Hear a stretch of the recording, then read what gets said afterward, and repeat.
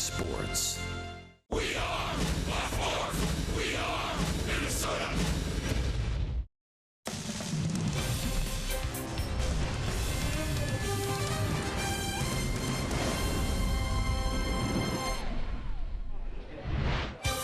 Downtown Minneapolis fans arrive at Target Field. There's a hint of fall in the air. A nice breezy summer night in store. Perfect for baseball as the A's visit the Minnesota Twins. And the A's have a lot to play for. They are red hot as they come in, led by this guy, Chris Davis. 38 home runs, 102 RBIs. They're trying to hunt down the World Series champs. They're just a game back. The Twins will try to play spoiler.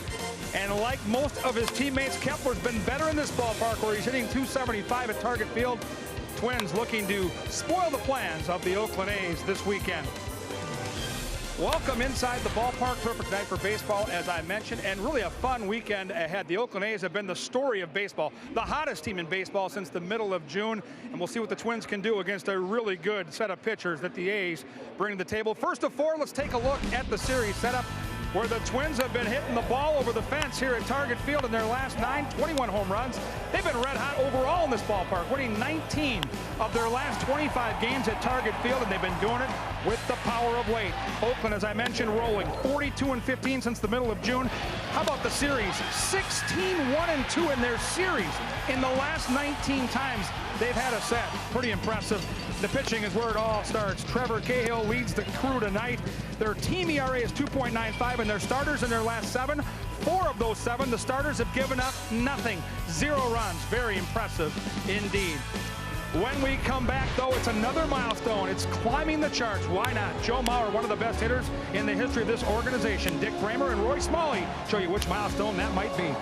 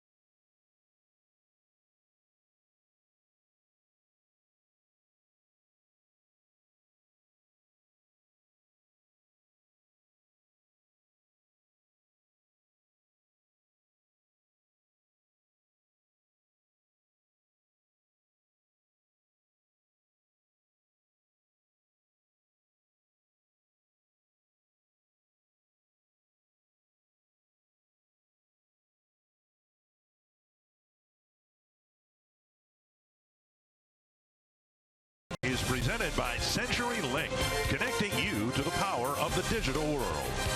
By Sanford Orthopedics and Sports Medicine, for the everyday competitor in all of us.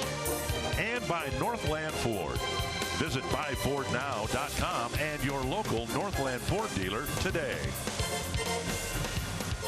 The Twins are back at Target Field, first of a 4-game series against the hottest team in the American League, the Oakland A's. And they are hot because they pitch really well. Trevor Cahill entered their rotation about 2 months ago. He's been really, really good for Oakland and for the Twins. Cole Stewart will hope for his first major league win. And we welcome you to Target Field. Dick Bramer joined in this series by Roy Smalley. Anytime you are passing or on the verge of passing Rod Carew and the category is hits, you're doing something right. And Joe Mauer may pass Rod Carew in the all-time Twins hit list here tonight. He's been doing something right for an awful long time, and that something is knowing how to square up baseball with a baseball bat. You know, when I watch Joe Mauer, I hit in front of Rod Carew, I watched Tony Gwynn. All the great hitters for batting average did the same thing. Their heads stayed incredibly still.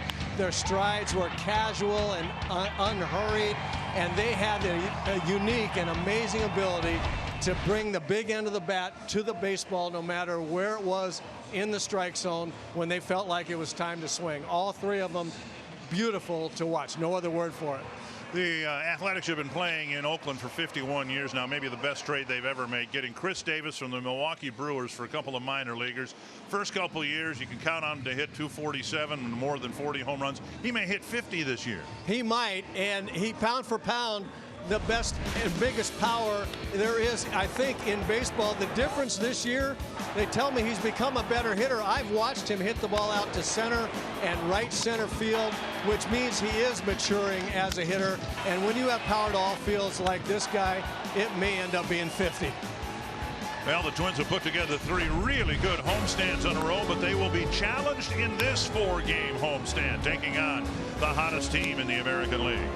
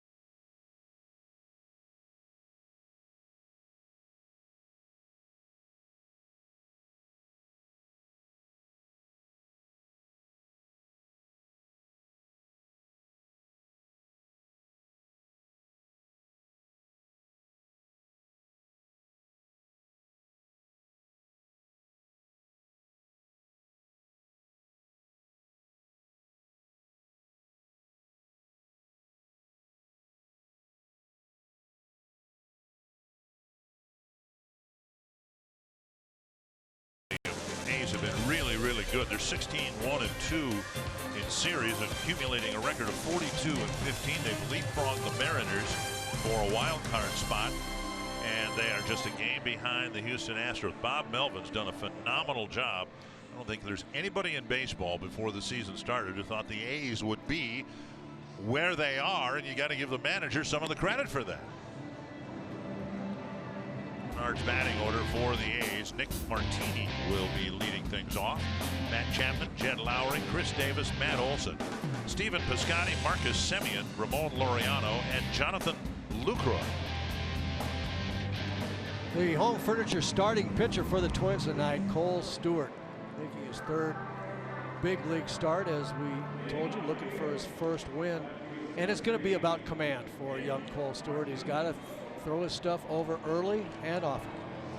And as Paul Molitor said before the game today, Stewart didn't have command of his best pitch, which is a sinking fastball. He ended up walking a bunch of people, only gave up 3 hits in 2 2/3 innings, but there were 4 walks in there. And he didn't last very long against the Tigers. It was the second time that the Tigers had seen him, so we'll see how the A's do in their first look against Cole Stewart. Ball 1 to Martini. Martini, Chapman, and Lowry in the first inning. And a strike on the outside corner.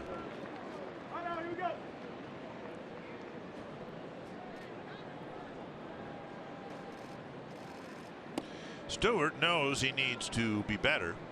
He got off to a decent start against the Tigers back on the 11th of August. And then they caught up with him in the middle innings a little bit. Struggled from the get-go in his last start. And he knows he's got to get better because of what he hopes lies ahead. It's a tough lineup here, the Oakland A's, but if he stays in the rotation, his next 3 starts would be against Cleveland, Houston, and the Yankees. So you better figure some things out in a hurry if you want to have some success against those teams. 2-2. Martini getting to the on-deck circle. I don't know if he had to change bats. Got one off the end of the bat there. Good sinking fastball. We talked about Cole Stewart's sinker. He's throwing 92. The ball's got movement. A lot of good things. Works quickly. You just got to throw it over. Missing the outside corner, and now it's a full count.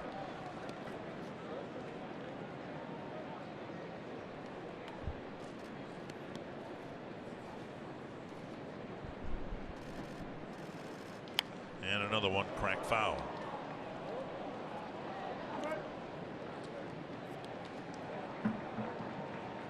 And another 3-2 coming.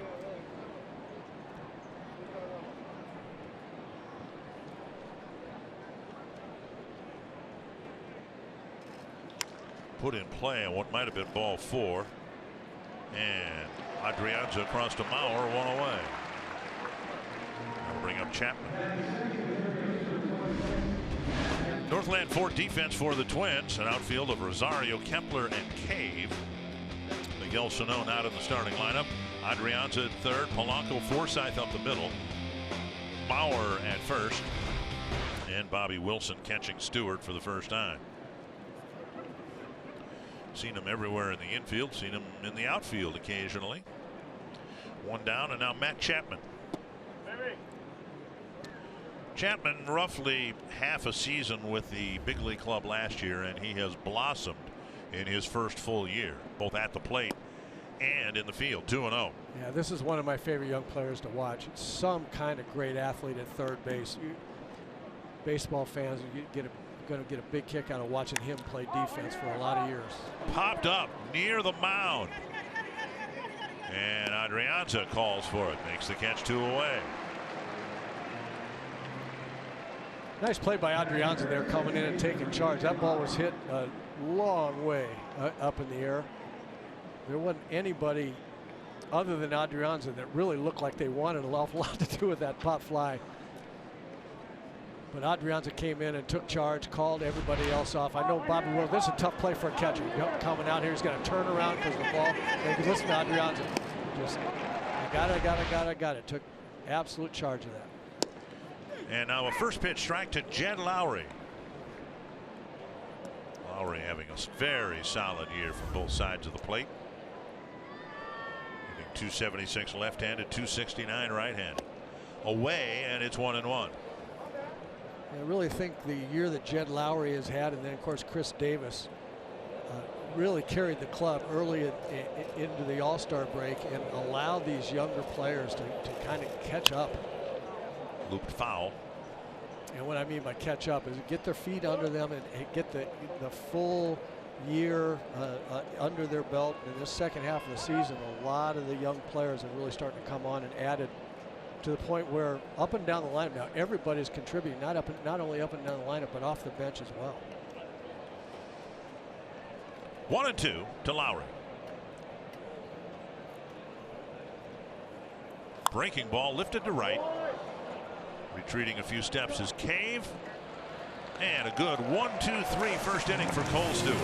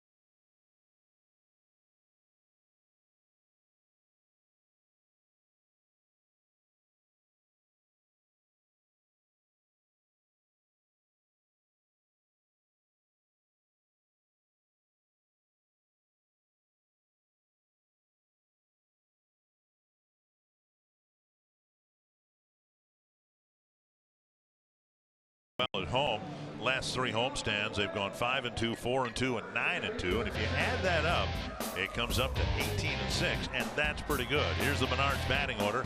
Joe Mauer leading off, then Logan Forsythe, Eddie Rosario, Jorge Polanco, Max Kepler, Robbie Grossman, Jake Cave, A-Ray Adrianza, and Bobby Wilson. Well, I have some home furniture starting pitcher thoughts here for Trevor Cahill. He's pitched very, very well for the Oakland A's. Good sinking fastball. That's his best pitch, and the Twins are going to have to get him up in the strike zone. Mauer takes a strike. Joe with 2,084 hits. He scored 999 runs, so a couple of personal milestones might be reached tonight. In terms of hits, he's one behind Rod Carew, who went out to get another 1,000 hits or whatever with the Angels, but 1-1 to Mauer. Must be nice to measure hits in thousands.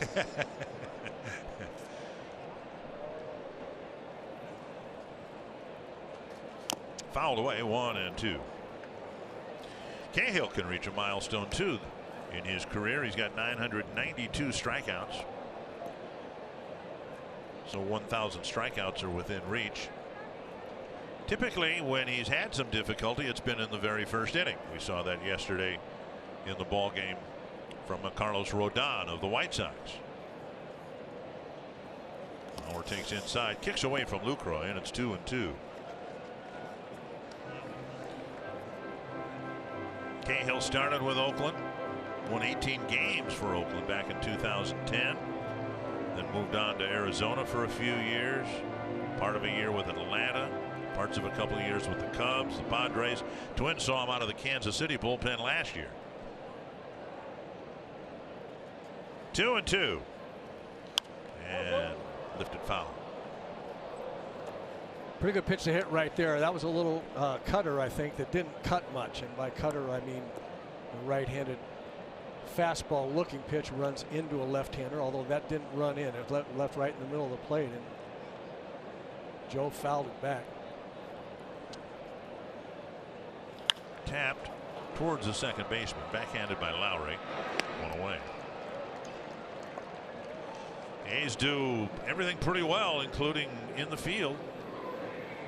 Oh, especially well out there. They can catch the ball for sure. One down. Let's take a look at the A's in the field. Ramon Laureano in center. Stephen Piscotty's in right. Nick Martini is in left. Chapman about as good as they come at third base. Semien, Lowry up the middle. Olsen at first, and Jonathan Lucroy behind the plate. Lucroy signing a one-year deal with the A's, and they have gotten their money's worth out of him, it's safe to say. One down, and now Logan Forsythe.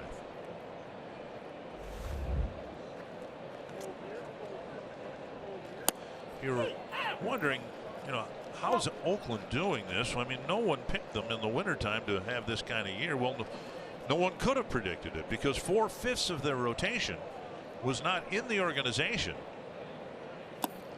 in the middle of March.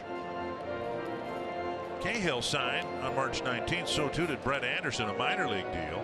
Edwin Jackson called up on June 6th. Mike Fiers acquired in a trade on August 6th. 1-1. And now 2-1. Yep, Sean Manaea, the only one penciled in to be a starter of that whole group. We'll see him tomorrow. But the absolute backbone of the pitching staff up until they made some moves. Softly hit up the middle, but perfectly placed by Forsythe. Love those hits where you don't exactly square it up, but they find holes. But I was just going to say that, talk about the bullpen, and I don't know that we knew that Trinan was going to be as dominating a closer as he's become. Other young kids have pitched well, but the front office went out and got, as we know, Fernando Rodney and Juris Familia, and now they've become a 6-inning team here, just like good teams in the past have done. And that bullpen, they have a lead in the 7th. It's the game over. Here's Rosario.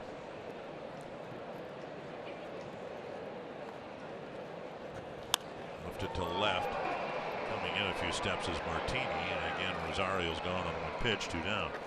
You know, they're fun to watch, and we've said this in the last couple of years with the Cleveland Indians. They're fun to watch because they're good and they know it. Yeah. You know what I mean? I don't mean that they're arrogant at all, but they play with confidence. They expect things to go well, and they play well because of that. When you get a team like this that's young and talented, and all of a sudden it clicks and they expect to win every time they go out there against whoever it is that they're playing, then you really have something. They're a scary team to play against at that point. Here's Jorge Polanco moving down to the cleanup spot. And a strike at the knees. You can see that movement on the fastball and the sinking fastball of Trevor Cahill. He tries to pitch down in the zone, let that movement start at the middle of the plate and break away from hitters, much like what we saw Cole Stewart trying to do in the first inning.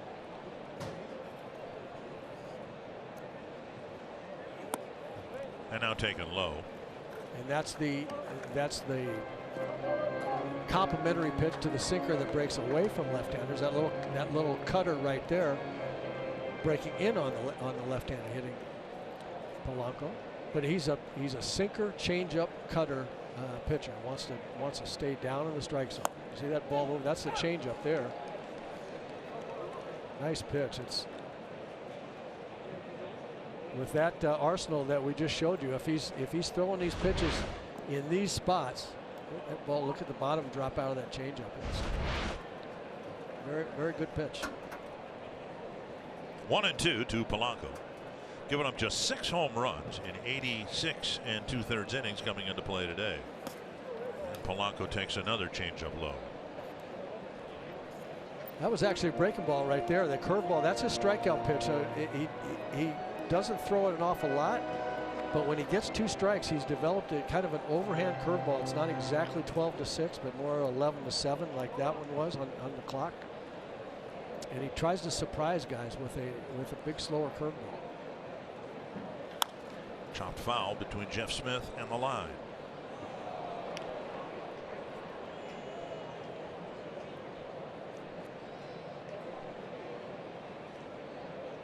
A's has a staff since the All-Star break. Have pitched to an ERA of 2.95. Cahill's been a big part of that. Imagine a sub-3 team ERA for an extended period of time. No wonder they're playing 700 balls since then. Checked his swing, we think. Strike 3, says Jansen Visconti from the third baseline. And the Twins inning ends. Forsythe left at first.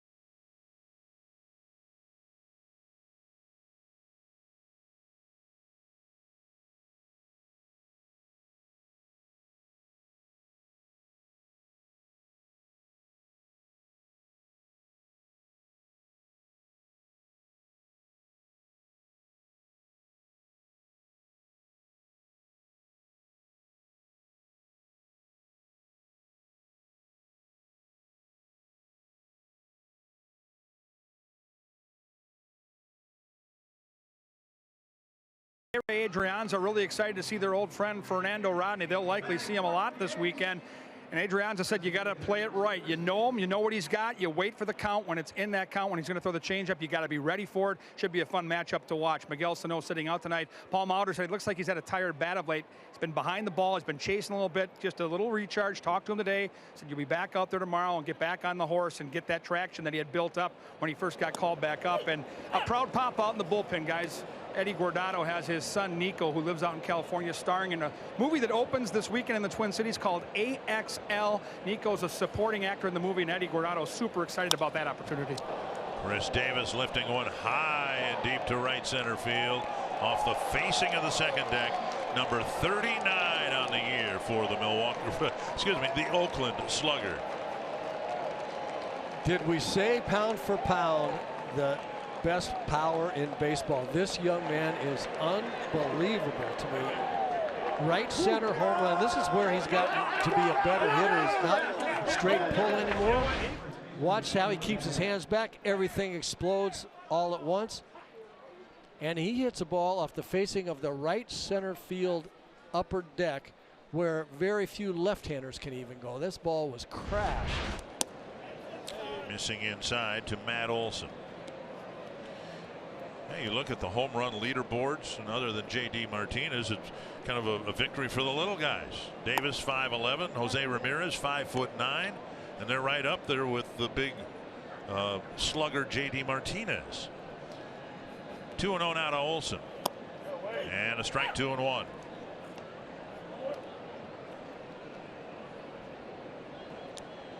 First home run that Stewart's allowed. Now swing and a miss, 2-2.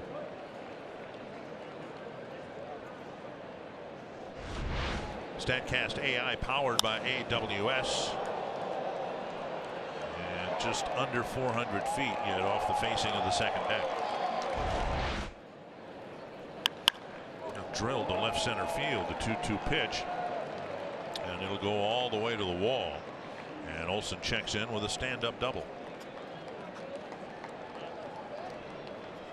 So an opposite field home run, now an opposite field double, and that'll bring up Stephen Piscotty. The Pizza Ranch for the win. Thought for today, a quality start from Cole Stewart. Very, very much needed against, not only for himself, but for his Twins ball club against this Oakland A's team. Just stay in the strike zone, keep throwing that sinker. Piscotty takes a strike.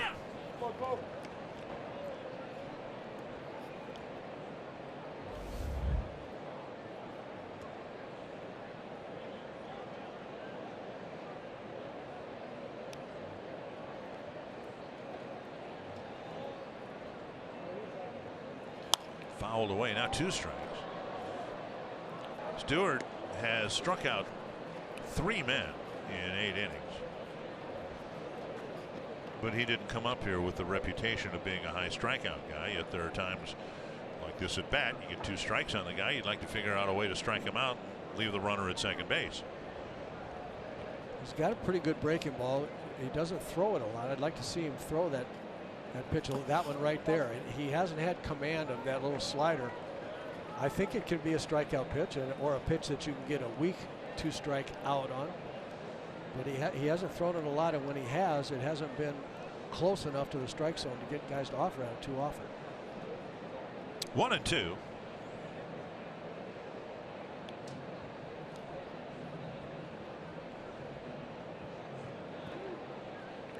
It is August 23rd. The Twins have a winning record in August, 11-9, even though they've had three quality starts this month. That rolls away from Wilson. And advancing to third is Olson. Another breaking ball in the dirt. And Bobby will tell you should have blocked that one. It'll be a wild pitch. Advancing Olson from second to third. Just an overthrown breaking ball there. And when a slider is thrown that hard to the outside like that, there's so much spin on it. Bobby got in pretty good position, but the ball hit him in a spot he wasn't ready for. Bouncer to third, and Polanco fires across coming in from third as Olsen, and the A's take a 2-0 lead.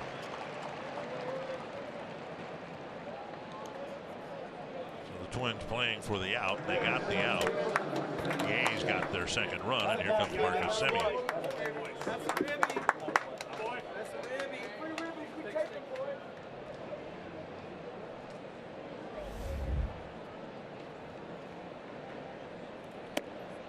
Just maybe even heard the exchange in the dugout.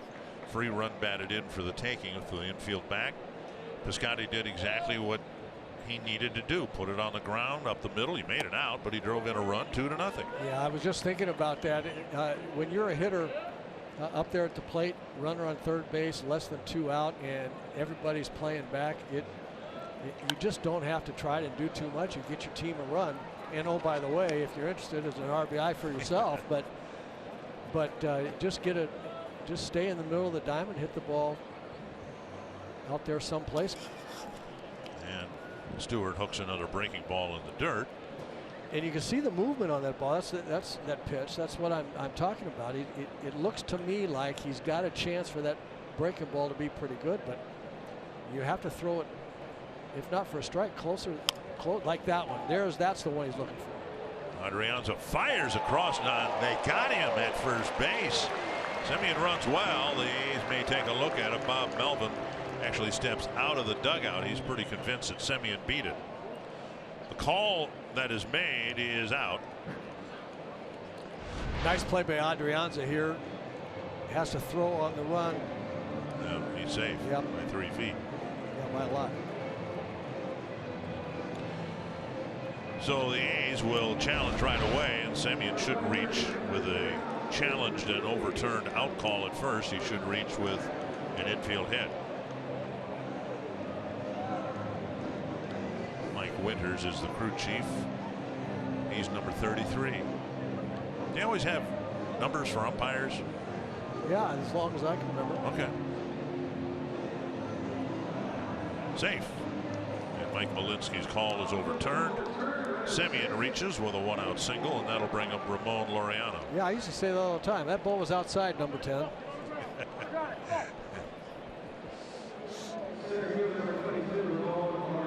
Semien aboard, and Laureano will bat. He's the center fielder.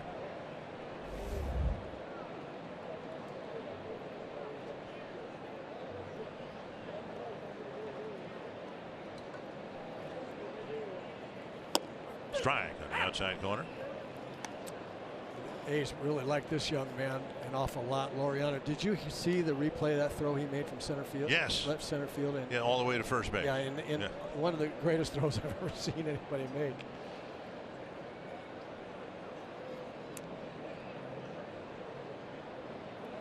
It's one thing to throw it that far, but to throw it on target from that far away, that's just amazing. And it wasn't, I mean, it's one thing to throw it that far if you heave it way up in the air and the ball, arcs over and down, but he threw a rocket. His ball was almost on a line all the way from the left center field fence on target at first base. 0-2 to Laureano, and upstairs at 93. That's a great 0-2 pitch right there. Outstanding. Don't be leaning over the plate.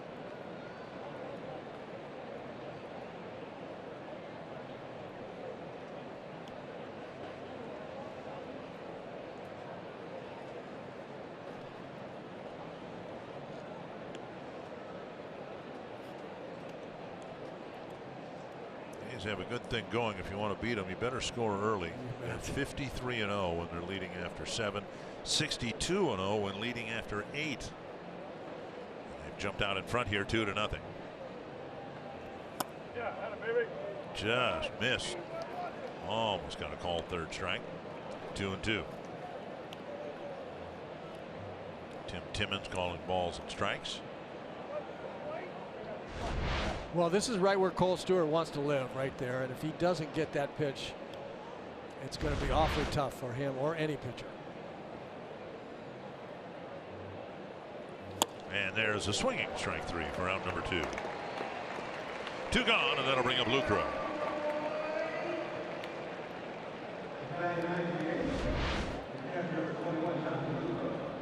Good movement. You see that sinking fastball at 93. That's good stuff right there. And now Lucroy having, by his standards, a modest year offensively.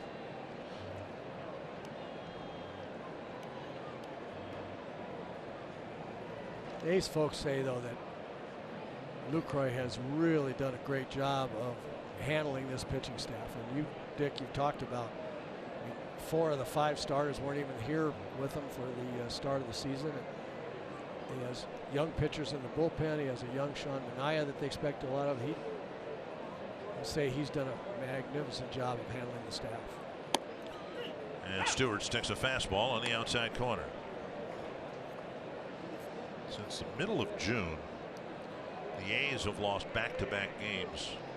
Once, technically, is a 3-game losing streak in the middle of that period, but only once have they lost more than 1 in a row since the middle of June. Swung on and missed 0-2.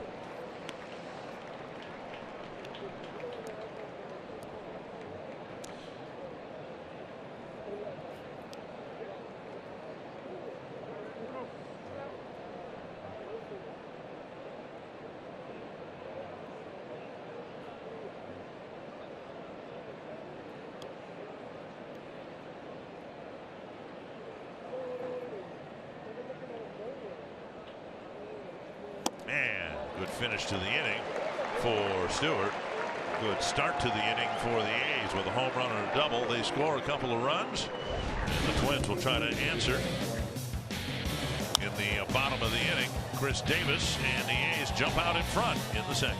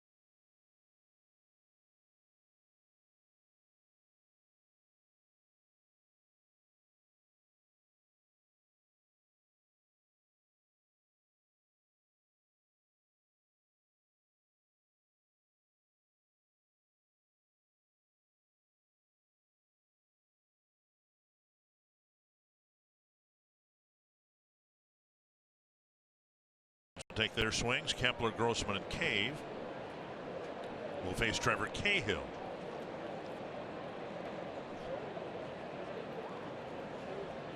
Twins have played awfully well at home, and Max Kepler is one of the reasons why. Tonight's BP brighter picture. Kepler doing awfully well hitting here at Target Field.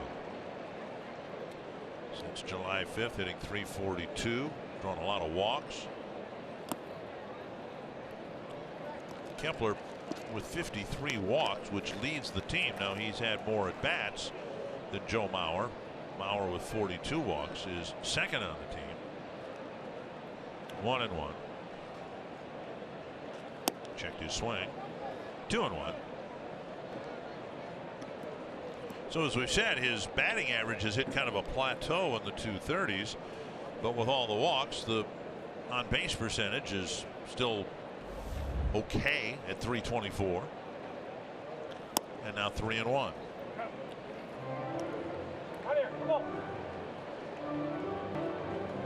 during this streak, especially at home, I've noticed that Max has been, as the walks would indicate, much more selective than he's been in the past. He's been pretty patient trying to get the ball he wants to hit, like that one. That's a good pitch. Nice pick up by Lauer, and he turns it into an out.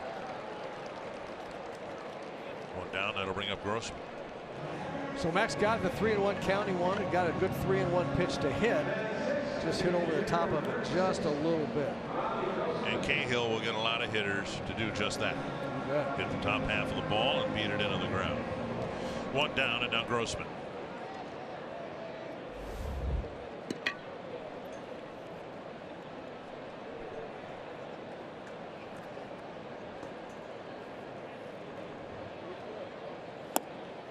And there's the complimentary pitch. That's the cutter. That's the one that runs hard in. So we see his fastball at 92-ish breaks away from, moves away from left-handers. That cutter at 89 or 90 comes in. There's the antidote right there. There's the other one, the complimentary. So that was even at 94 with big hard sink. So as we watch Cahill, it's not hard to figure out why he's been successful. There's a lot of movement on a lot of different kind of pitches, and hitters have a much harder time with movement than they do with velocity. 2-1 to Grossman.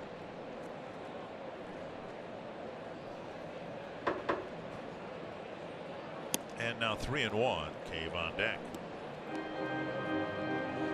Cahill's had some health issues, right elbow, right Achilles.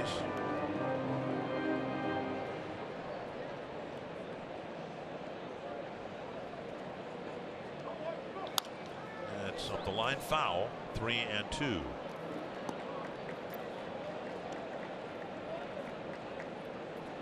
Two things I think the Twins hitters really need to do against Cahill.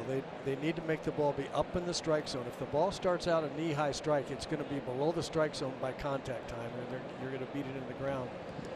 But even when you make the ball be up higher in the strike zone, you have to try to hit the bottom of the ball, because he's got that good movement down, and it continues even late in the strike zone. The ball's still sinking. You really got to make the ball try to hit the bottom of the ball. That's to center. Laureano makes a sliding attempt, but it's a base hit for Grossman. I think Laureano didn't know whether to slide or dive or what. He kind of got caught in between. It looked like he was in between. Yep. And a base runner's aboard now for Cave. The Twins have a couple of hits against Cahill.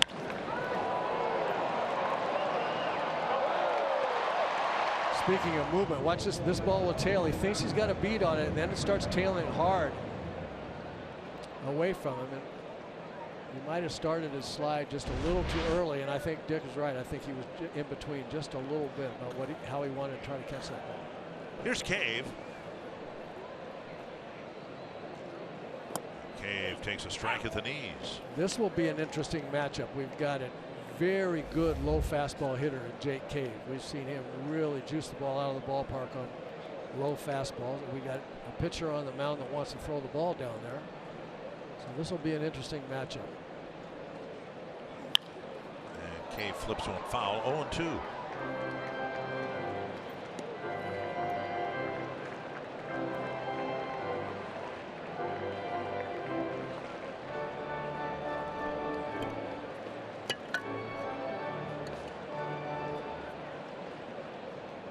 Pull shift on for Cave in the infield.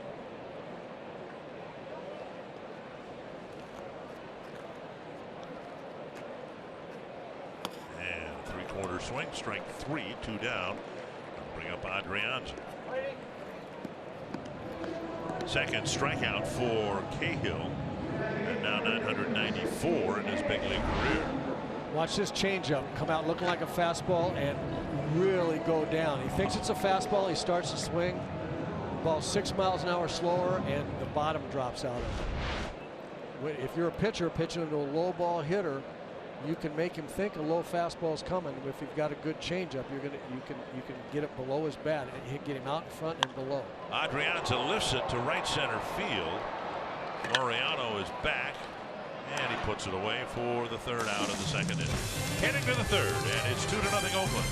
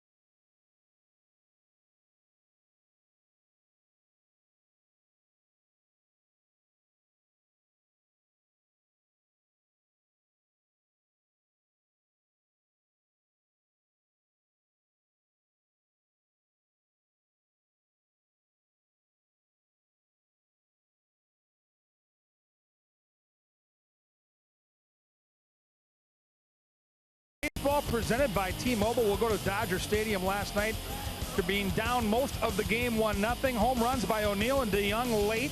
And the Cardinals, with their pitcher who took a no-hitter into the 6th, down 1-0, get their first sweep against the Dodgers on the road since back in 2006. They're 2.5 behind the Cubs, going to play today in the NL Central. St. Louis. A month ago, guys looked like they were well out of it, right back in the mix, as we always see. You take a look at the National League Central, and the Cardinals have, I don't know if you can say they leapfrogged them, but they're ahead of the Brewers now. Fun race.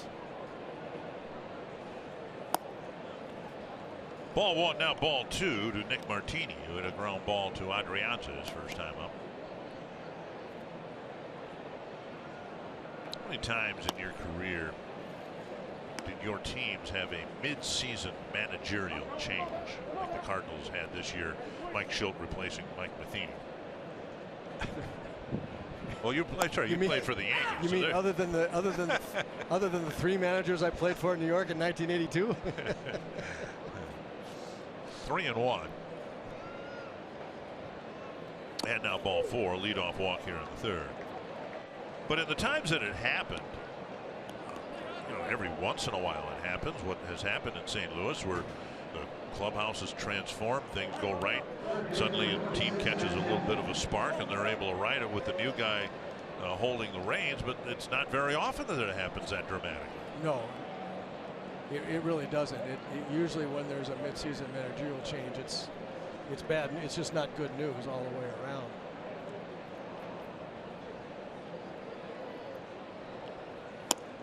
On the outside corner, a strike to Chapman.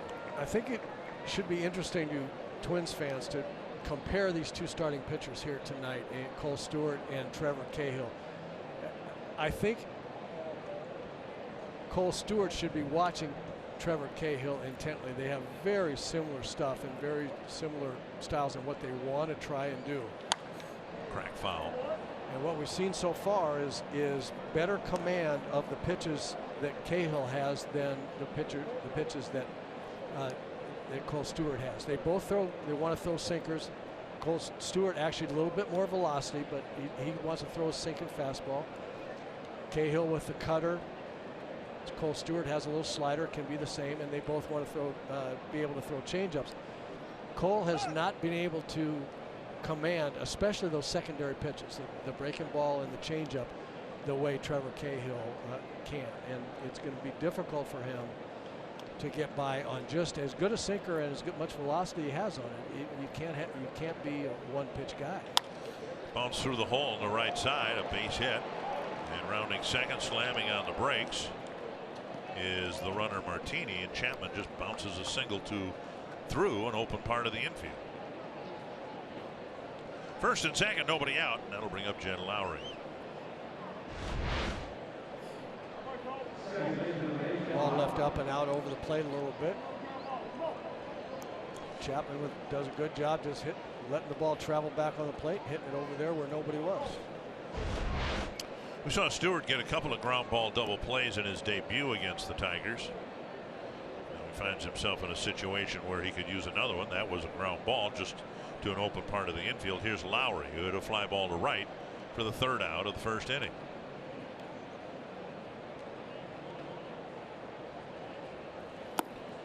Down and away, ball 1. Stewart will get a lot of ground balls. He's known for that. He threw a ton of them in AAA, and you can be effective on the ground, but the problem is that some find holes like that one that Chapman just hit, and some fastballs don't sink, and they get hit hard. And so that's why the necessity for the secondary pitches, the breaking ball and the changeup, get them off that sinker, so that every sinker doesn't have to be so perfect. Pick off to second, getting back safely is Martini, and again I'll say it, the Twins have been much more active in the second half of the year, throwing to the bases, both from the mound and from behind the plate. Part of that is the veteran Bobby Wilson, who's a terrific defensive catcher and is not afraid at all to throw the ball around the infield, and I think it's rubbed off on Mitch Garver. Mitch Garver has gotten very much better behind the plate, and his confidence is up. He's feeling much better about throwing the ball around also. And strike 2 and 1. can see where Polanco is playing. It's in the vicinity of second base. The Twins have a vested interest in trying to keep Martini as close to second as they can, and are already trailing 2-0. You think we'll get to the point, since there's almost always a middle infielder near second base anyway, regardless of whether it's a right-handed or a left-handed batter, in this situation, go ahead and put Polanco on the bag. Hold him on like a first. Why not?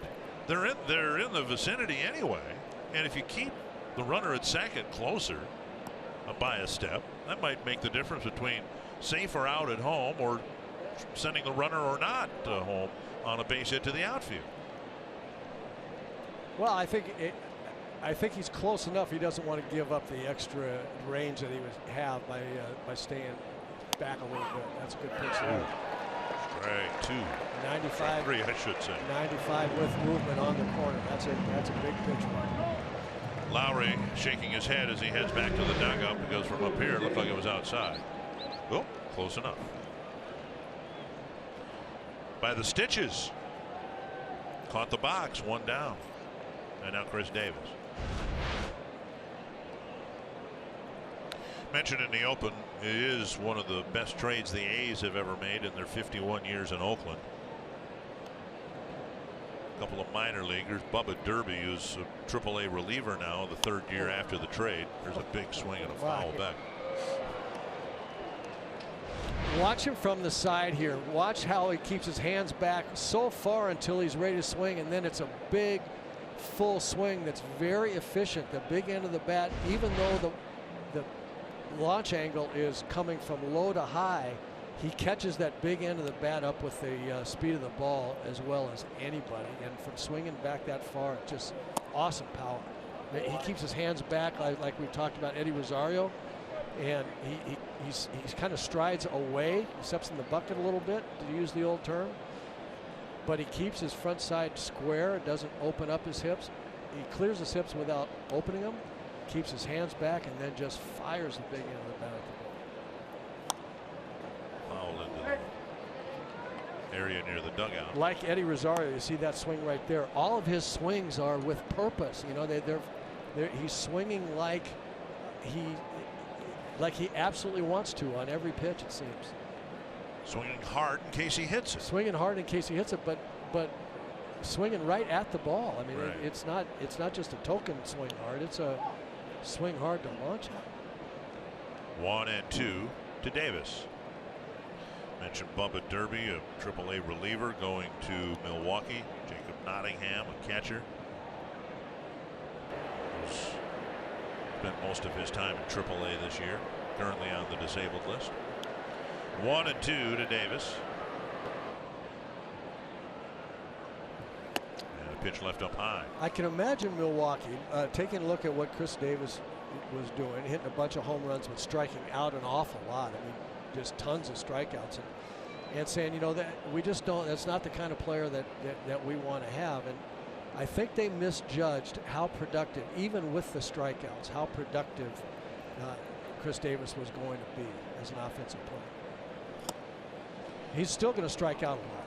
I mean, that just will be the case. He's going to strike out a lot, but you're going to make enough. You're going to make outs one way or the other. And if you're going to hit 40 home runs and drive in 100 and some runs, and maybe 50 to your point, right, open, maybe 50 home runs this year, as long as in enough situations you're hitting the pitches you're supposed to hit when they show up and hitting them out of the ballpark, boy, I think there's a spot on your team for that.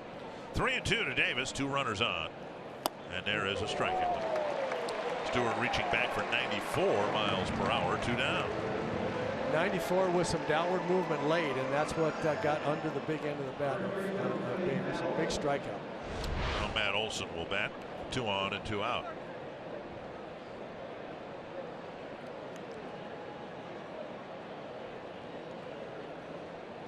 Olson hit a double and scored in the second inning. Rifled a shot to left center field. So the most significant hits for the A's here in this game have both gone to the opposite field. Davis's home run and Olson's double. Ball 1.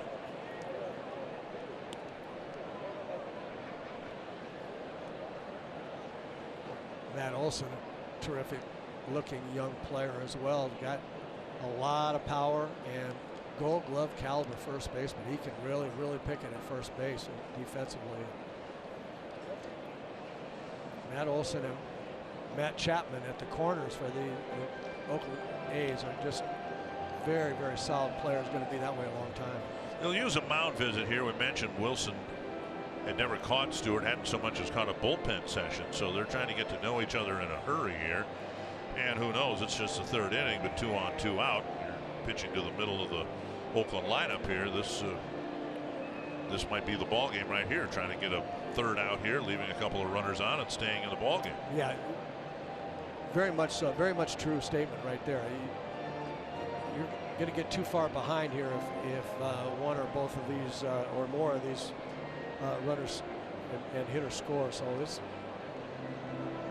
is a big part of the ball game. You can't get too far behind this pitching staff.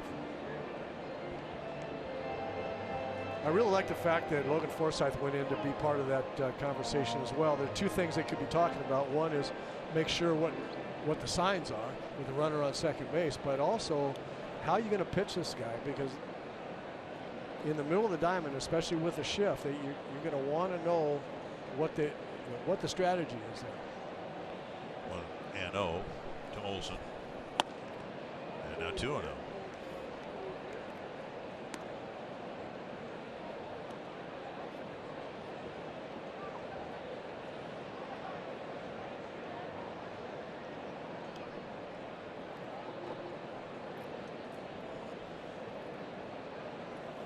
Big swing and a miss, 2-1.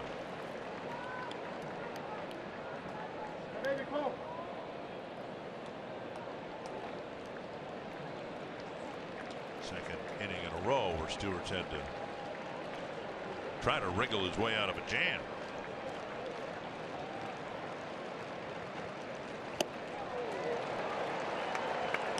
2-2. He's gotten his last 4 outs on strikeouts. He's made some very good pitches right on the outside corner with his fastball. It has that movement, running right to the outside corner. Tough to keep doing that pitch after pitch, having to come back and do that, but so far it's admirable.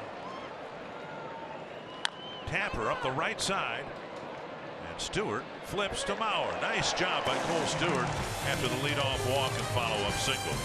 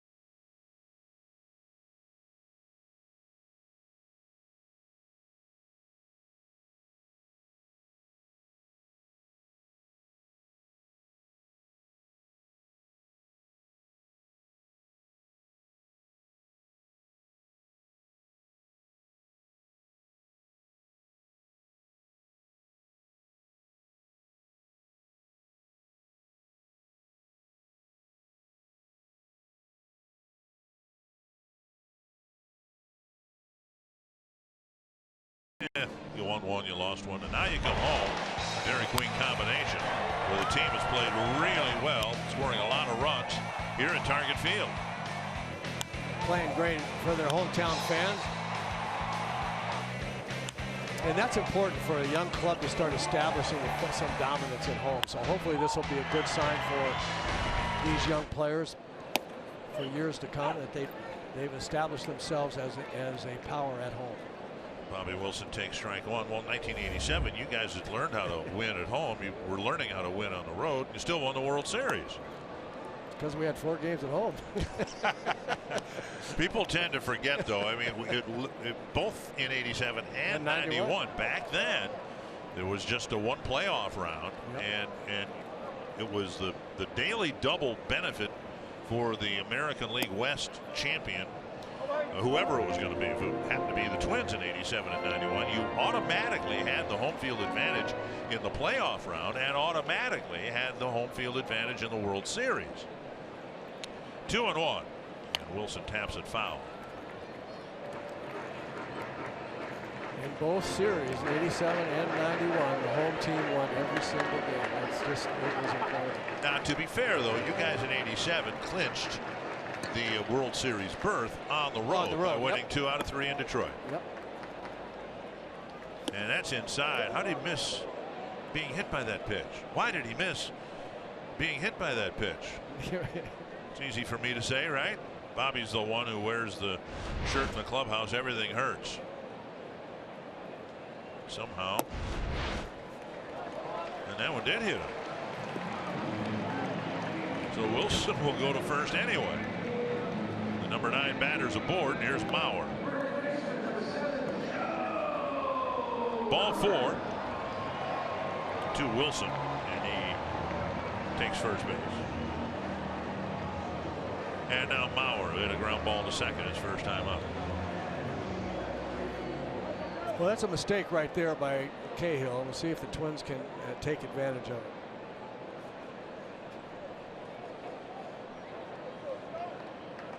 Up and away, ball 1. Cahill, especially this year, hasn't walked a lot of guys. That's the one thing about this Oakland staff, and they don't walk people. Their walks and hits to innings pitch is very, very good up and down throughout the staff. Cahill struggling now. Having walked Wilson. Now 2-0.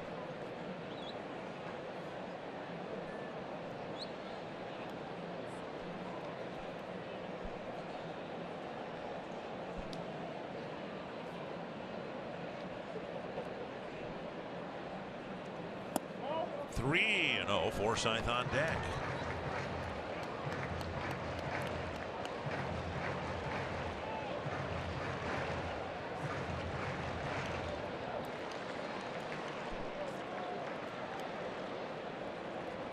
Pitches for Cahill, only 22 strikes, and a 4-pitch walk to Mauer after the walk to Wilson. The Twins have been given an opportunity here in the 3rd inning. Looking for a convenient ticket package that fits the demands of your busy schedule? The Flex Plan gives you a bank of 20 tickets. Use however you'd like. Any combination that totals 20 will work, and the Flex Plan gives you the flexibility to choose only the games you wish to attend all the way up until first pitch. Learn more at twinsbaseball.com/flex. Scott Emerson, the pitching coach for the A's.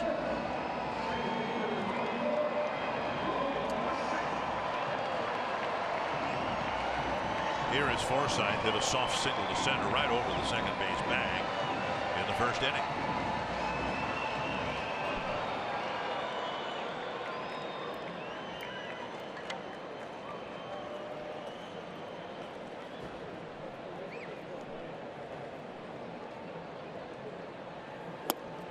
Strike at the knee. Forsythe glares back. Yeah, that ball is down and down lower, according to our box, than one we pointed out a little bit earlier that Cole Stewart didn't get. If Cahill gets that pitch right there, it's going to be a tough night for Twins hitters. With that much sink, if that gets called a strike, that's going to be tough duty.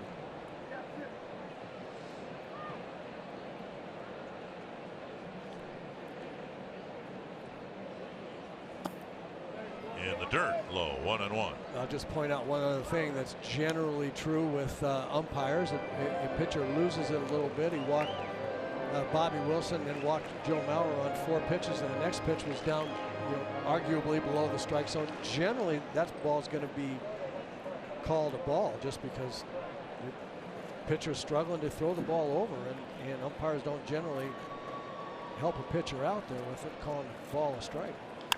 Tapper to short. And it is a double play. Wilson advances to third. Cahill with the sink. Gets ground balls, and in that case, a ground ball double play. That'll bring up Rosario.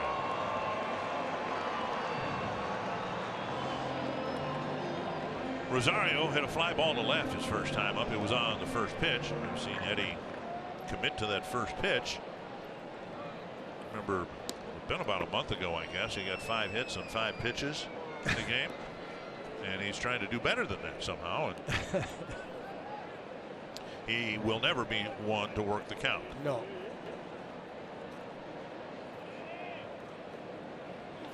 To right field and down for a hit on the first pitch. Rosario singles, Wilson scores, and the Twins are on the board.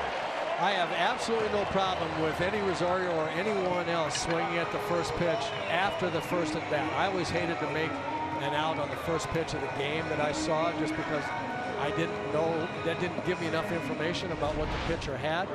But this is Eddie's second time up. You give him a pitch in the strike zone, he's going to swing at it. And what he's done better now than most of the Twins hitters is he's gotten below the top of the baseball against Cahill, whose ball sinks so much. 73 runs batted in for Rosario, and again on a pace to finish with right around 100 runs scored and 100 runs batted in. Here's Polanco.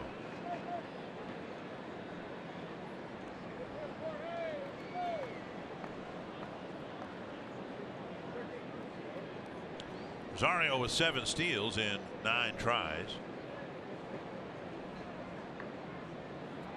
Polanco squares and takes a strike. But his 7 steals leads the team. Of course, Byron Buxton's been hurt, been working in the minor leagues, trying to get back up here. But I really thought that would be one area where the Twins would take a huge step forward, not just Buxton, but the whole lineup in terms of base stealing. There goes Rosario. The pitch is down and in, and Rosario is safe. With the feet first slide, and now the tying runs at second. Rosario now 8 for 10.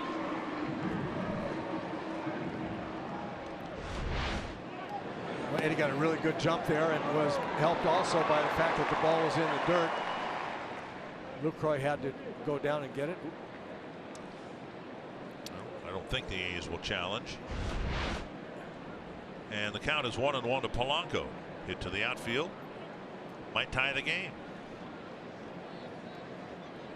And Rosario takes a hard dash about a third of the way to third base. And the A's at least have something else to think about on the bases. He looked like he was going to try to beat Chapman to third base while Cahill was taking the sign.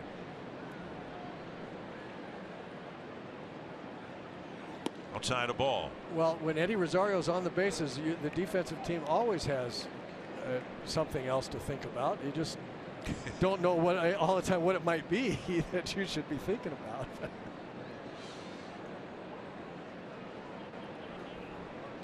In the inning, 2 walks and a 2-out single. And that is hitting a good spot. Rosario around third. Polanco's tied the game with another 2-out hit. And another 2-out hit, and RBI is right. Jorge Polanco has started to make a living with those kind of big base hits right there.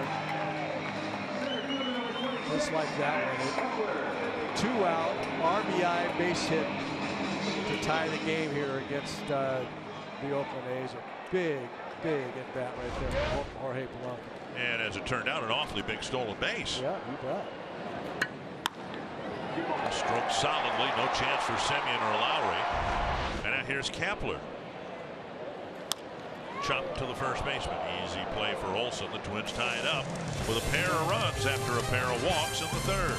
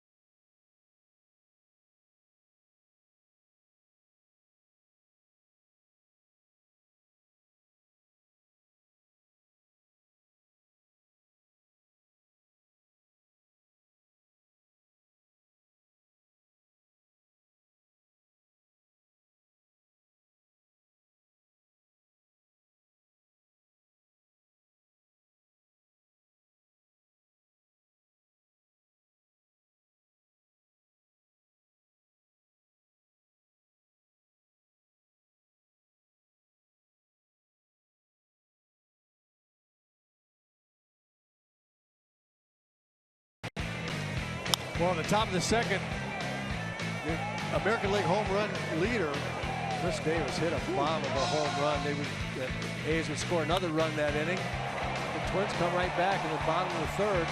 Eddie Rosario would drive in Bobby Wilson, and then with 2 out, a big RBI base hit by Jorge Blanco, which tied the game. And here we are going to the 4th inning. Cole Stewart pitching pretty well.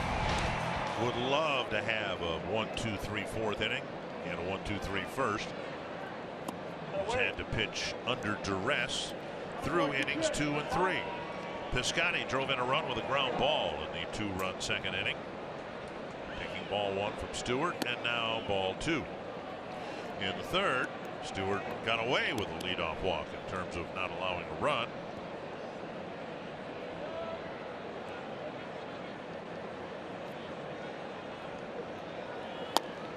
Missing outside, 3-0.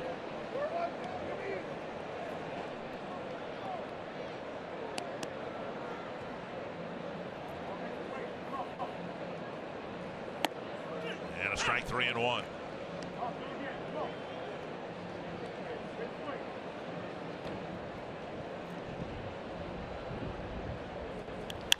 Fly ball, center field, playable for Kepler. Now coming in. 1 down. Bring up Semien. Tonight's Lowe's whole team together focuses on the Athletics' torrid stretch since the middle of June. 42-15, 16-1-2 in series, scoring nearly 300 runs before the game today. 84 home runs, and they're pitching pretty well too. This is not a mirage. Semien with a single his first time up.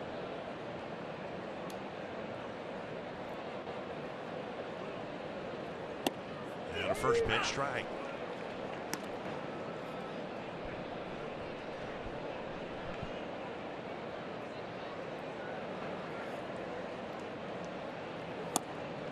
Missing inside, 1-1. 4 games here, then the Twins go back on the road.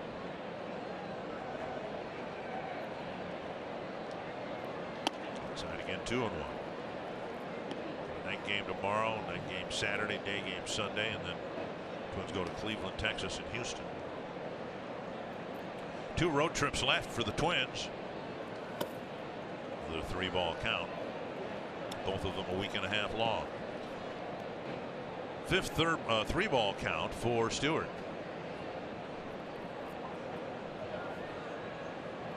He missed inside, puts him aboard with a walk. A second walk issued by Stewart. Bring up Laureano.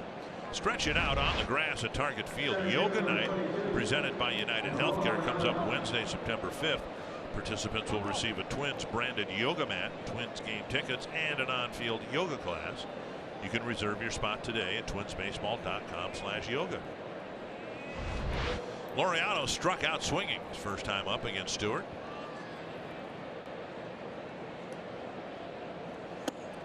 Missing badly up and in.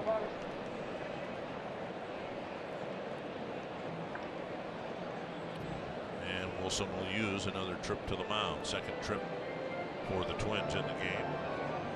And another, I think, very good trip to the mound by the veteran Bobby Wilson. Cole Stewart was really showing signs of settling in, throwing a lot of strikes, pumping the strike zone pretty well. Now all of a sudden has lost his release point or lost his mechanics just a little bit. Bobby going out there reminding him that his good stuff in the strike zone has gotten these hitters out. Saw Jeff Pickler on the phone, presumably to the bullpen, although no one's warming up. 1-0 to Laureano. On the ground. Great stoppage short by Polanco, and they do not get it out at second base. Second base umpire Mike Winters said Forsythe came off the bag. And Wilson now is hurt behind home plate. Bobby Wilson down on his knees and away from the play. The Twins catcher is hurt. Leaving the area behind home plate to back up a throw that might have been coming from second base to first. I'm not sure what happened.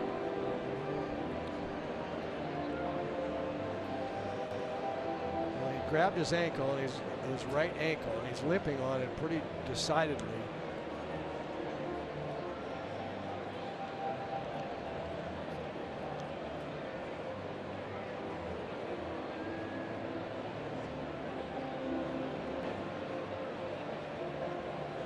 Wilson grimacing. Combination, I suspect, of both the pain and the disgust of injuring himself, not getting down into a crouch to see if he can endure that.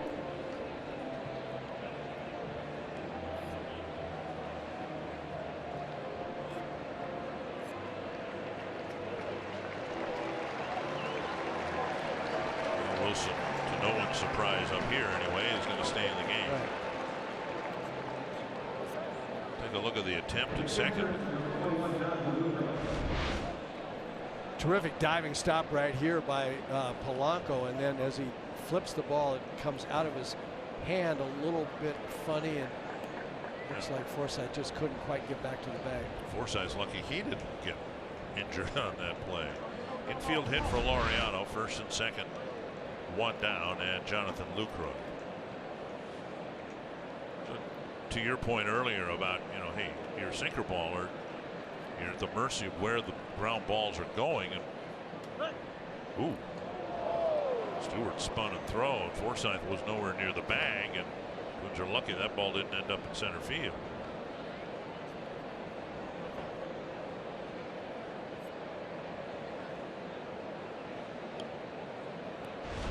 Stewart at least had the presence of mind to throw it to a white uniform.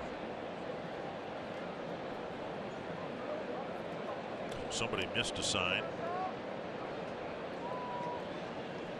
It's got to be hard to do. You're spinning and trying to spin around, and you're figuring you're going to pick up second base and throw it there. Then you realize there's nobody there. You better throw it somewhere else. That's the old quarterback in him. He just saw a receiver real quickly and threw it to him. Checked off. Checked off. One strike to Lucroy.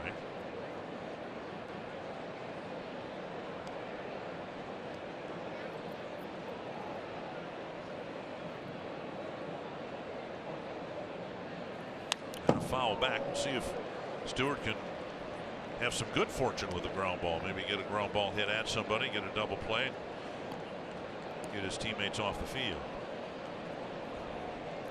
Well, I am such a proponent of not walking people. I don't care who you are as a pitcher. It's just you just give the opposing team too many opportunities when you walk somebody. But if you're a sinker ball pitcher that doesn't strike out a lot of guys, you must not walk anybody.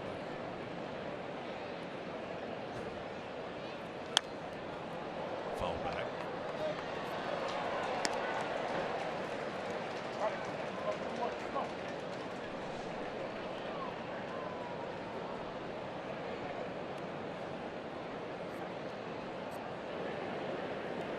Two walks for Stewart, including a one-out walk here in the fourth.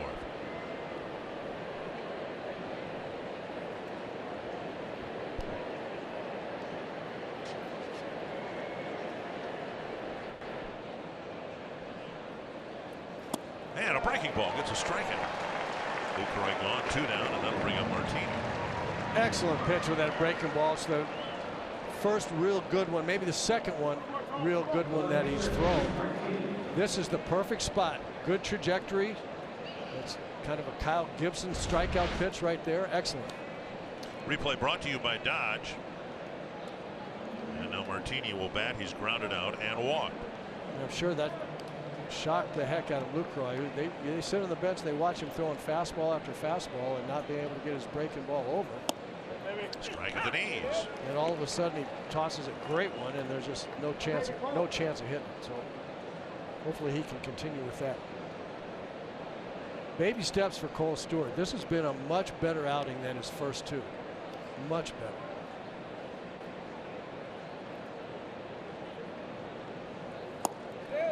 He's been behind, he's walked guys, but he's been able to come back and grab his command again and get back in the strike zone, strike some, make some guys miss. really pitched well in the third after the opening walk and follow-up single. He got the next 3 batters and did not allow a run to score. Now 1-1. Martini takes outside. Wilson tried to frame it, but it's 2-1. So at some point, you know, every pitcher would love to have 1, 2, 3 innings, and very few pitchers can have those on a regular basis. At some point, you need to be able to pitch your best with men on base, and we've seen some indication that Stewart can do that here tonight, at least so far. Sliced foul, and it's 2-2.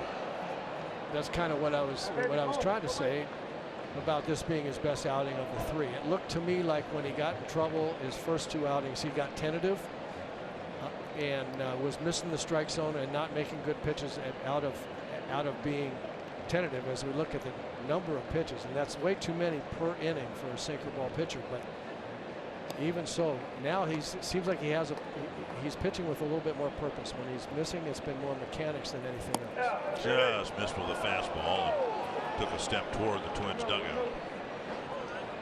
Full count now, 1st and 2nd, 2 down. The runners will take off. Semion's got some speed at second base.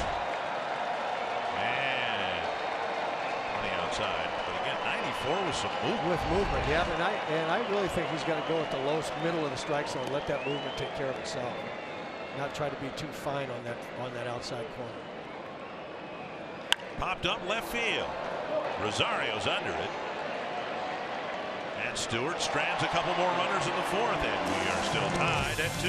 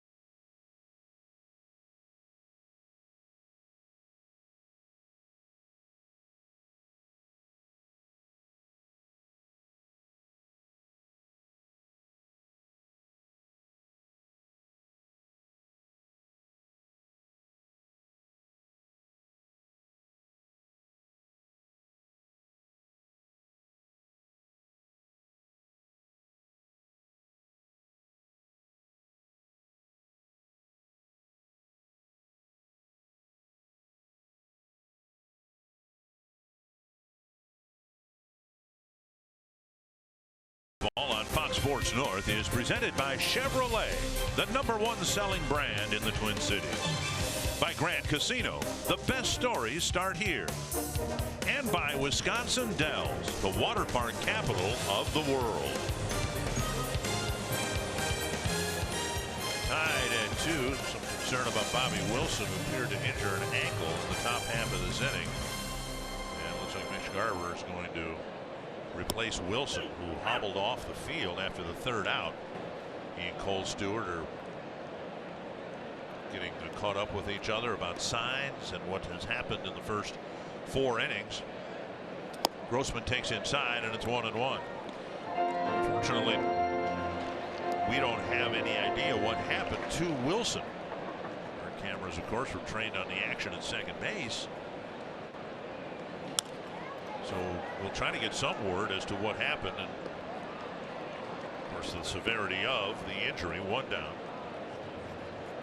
Jake Cave will bat. Let's get the showstopper from Kevin Gord. Yeah, guys, the showstopper, nothing better than a walk-off home run, especially when it's a guy that's done it so many times before. Philadelphia at Washington, such important baseball right now for both these teams. And Ryan Zimmerman, look at the numbers. His 11th career walk-off home run, 2nd most all-time. The Nets won last night, 8-7. They lost today. They're 8 back. Philly is 2.5 back as Atlanta continues to lead the NL East. But how about Ryan Zimmerman? 11 career walk-off home runs. That's a lot. That's an astonishing number. 1-0 to Jake Cave, and now 2-0. I don't know that they even called him that when you played. Do you remember ending a game with a home run? I did. I do remember that I did. Yep. Beat Boston at the old Metrodome with a. As a matter of fact, Mickey, we were down by a run, and Mickey Hatcher and I went back to back in the bottom of the ninth to win the game. 3-0 to Cave. Stroked solidly to right. They gave the green light on 3-0. He'll take a big turn and hold up with a single. Wow, I love the way Paul Molitor was thinking right there with Jake Cave. And again, a great low fastball hitter. You got a low fastball pitcher on the mound there, and if Jake can make him be up just above thigh, about thigh high or higher, the ball will sink right into his swing. And Jake took advantage of it. Just didn't quite get that ball elevated, but that was a home run swing, 3-0. Adrianza will bat, hit a fly ball to center his first time up. Cave can run. Twins have stolen once, and it directly led to their second run of the ball game.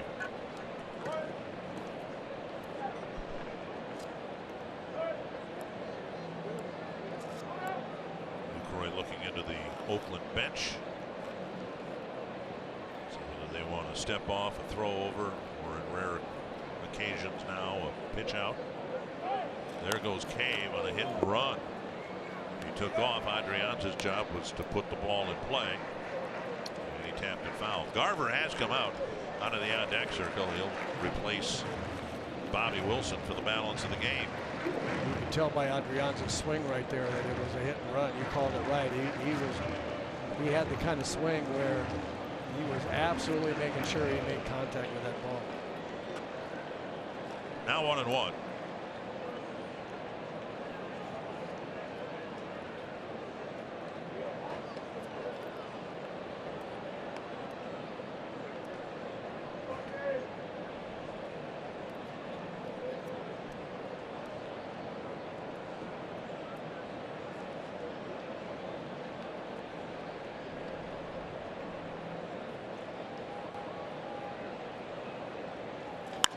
Hard ground ball into center field.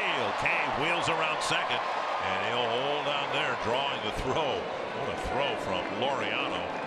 One hop to Chapman. If Cave had tried to go, he would have been out by 15 feet. How do you make that strong of a throw running away from your target?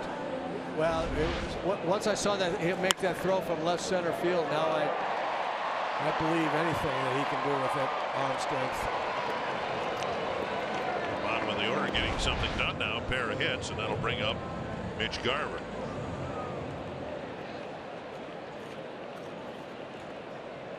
Wilson was able to gut it out after doing something to an ankle.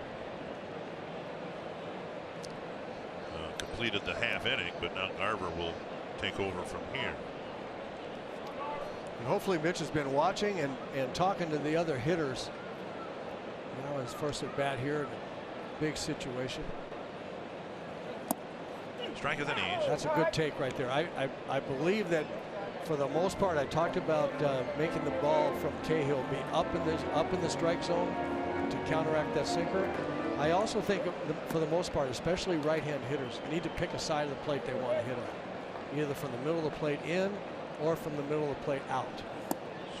You can't. It'll be tough to handle both sides of the plate against a guy like Cahill, because as a right-hander especially, because the sinker will run in on you, and then he throws this little cutter on the outside part of the plate. So I think taking those pitches out there until you get 2 strikes and look for the ball in, or just go ahead and look out there one way or the other, but not both. Tap foul, still alive.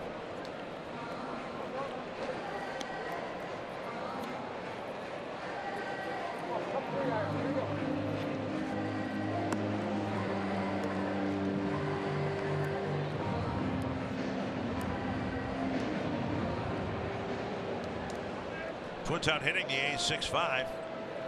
The A's have the only 2 extra base hits. Got them consecutively in the second inning when they scored their 2 runs. A drive left center field. Heading back is Laureano. He won't get there, and it'll go to the wall. Cave will score. Adrianza on his heels, and Garver delivers a 2-run double.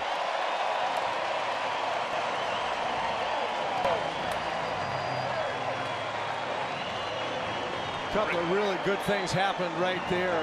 Mitch Garver got a mistake and didn't miss it. Drove it to left center field. We'll see here a breaking ball that stayed up, and with 2 strikes, Garver stayed on it. Good swing, drove the ball to left center. Watch the read Adrianza gets. He's off early. And although Laureano gets to the ball quickly, gets it back in, Adrianza was able to score all the way from first. 2 in the third, 2 quickly here in the fourth. Back to the top of the order. And Joe Mauer, he's bounced out and walked.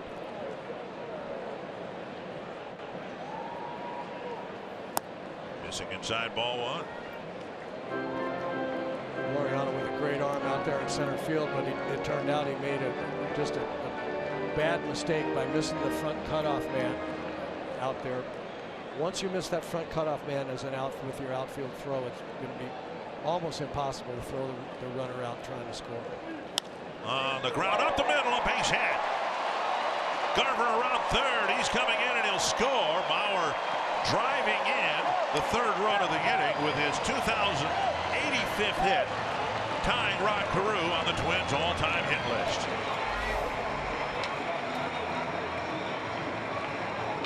Four straight hits for the Twins here in the 4th inning. Great at bats by the Twins here in this inning, and capped off here, but with Joe Mauer's Carew tying hit in Twins history. Not surprisingly, another great at bat for Joe. He's had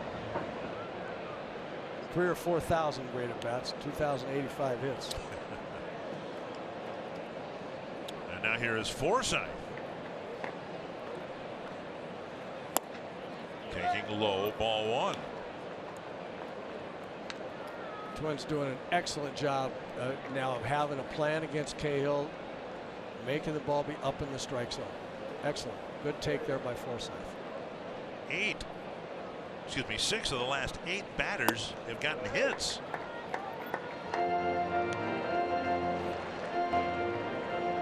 Two and 0. Forsythe singled in the first, bounced into a double play in the third, and 4th inning bullpen activity. Emilio Pagan, 7 right-handed relievers for the A's. Chop toward third. Chapman looks at second, fires low, dug out at first by Olson, 2 down. Now we're advancing into scoring position for Rosario. Don't miss the Big 3 championship tomorrow on Fox. Chris Anderson and Power will meet Drew Gooden and Three's Company on the half court in Brooklyn to battle for the Julius Erving Championship Trophy.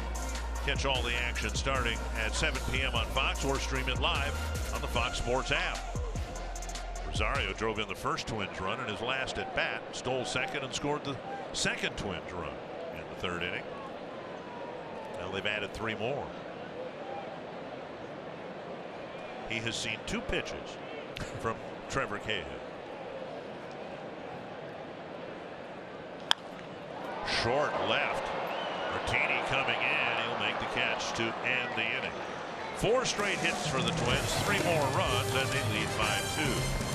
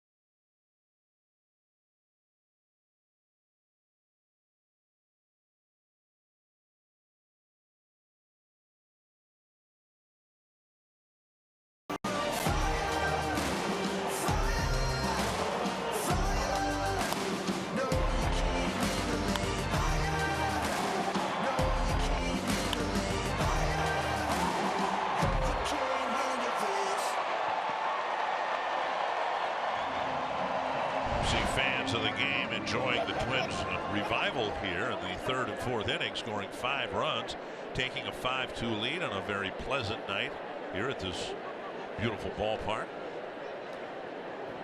And Chapman will lead things off against Cole Stewart.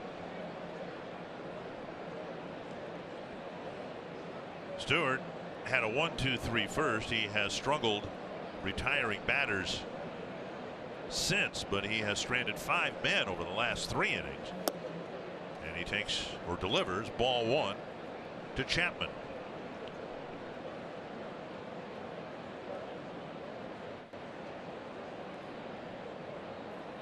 Missing inside 2-0.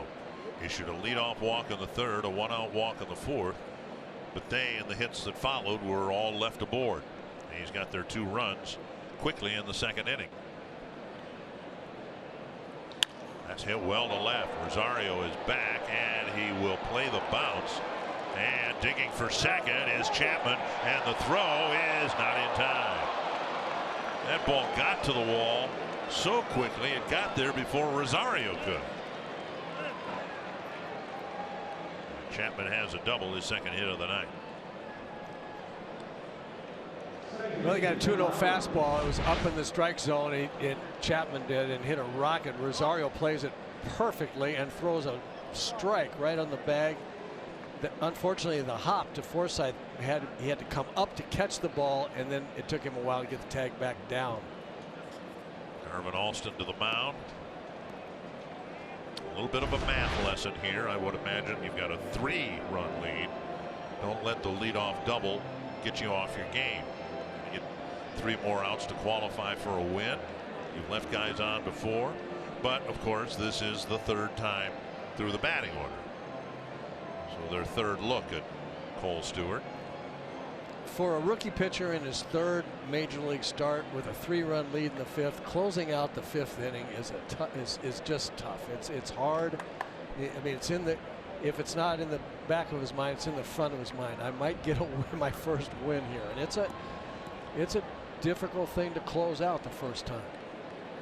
You saw Garver behind the plate. He's doing the catching. Lowry has hit a fly ball to right, and he was called out on strikes. Alan Buznit's getting loose, and there's ball 1.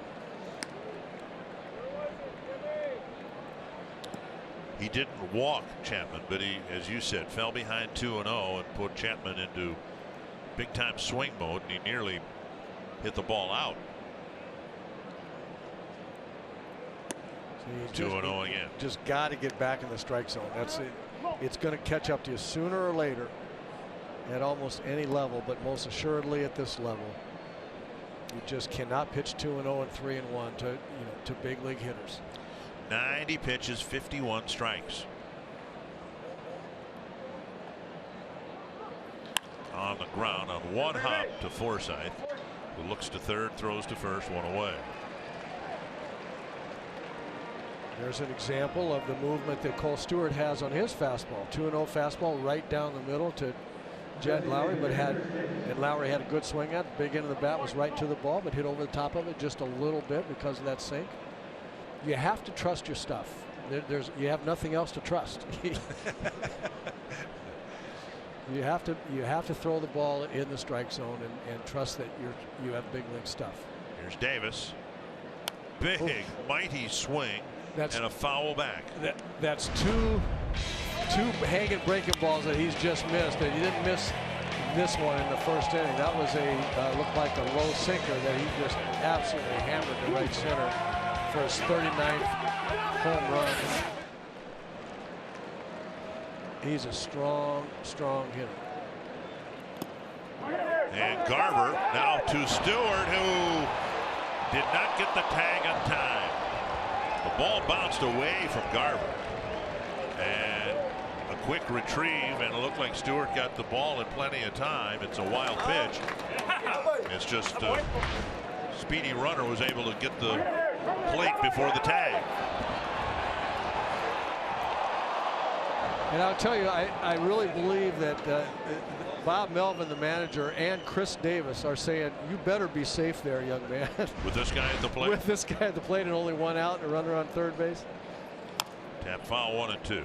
with 2 outs, a pretty good gamble. With 1 out, you better be safe because this guy's got 111 RBI, 111, I think. Davis has 103 runs batted in. 103. He struck out his last time up. Last year he struck out 195 times. And a breaking ball. Strike 3. Home plate umpire Tim Timmons called the check swing. And so Davis strikes out for the 2nd out.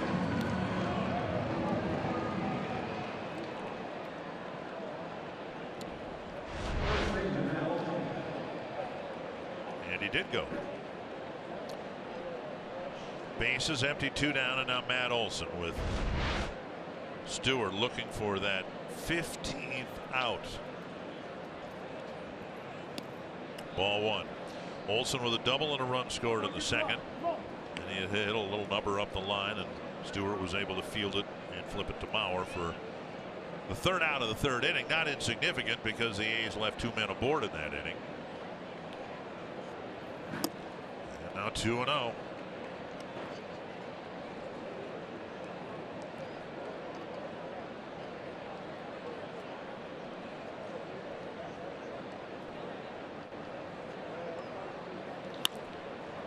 Center field, and down for a hit. Kepler, rather, turns and fires, and the throw to the infield.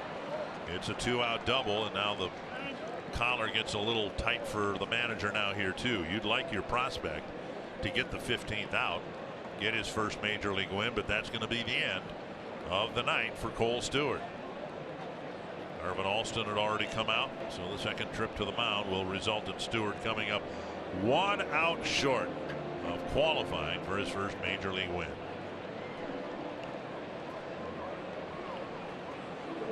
Couple of doubles in the inning, and Stewart comes off the mound with the lead, and Alan Buznitz will try to get the rest of the Twins off the field.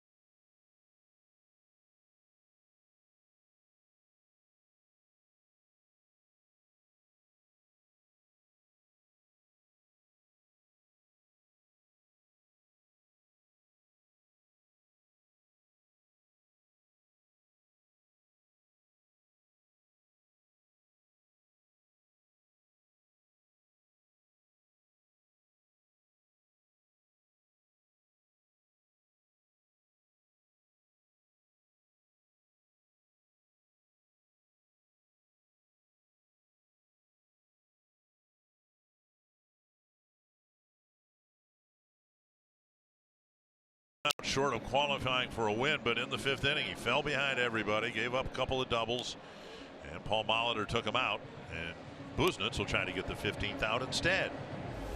Well, you see the numbers for Alan Buznitz. He's a young man with terrific stuff. He's got again another young pitcher that needs to really find big league level command.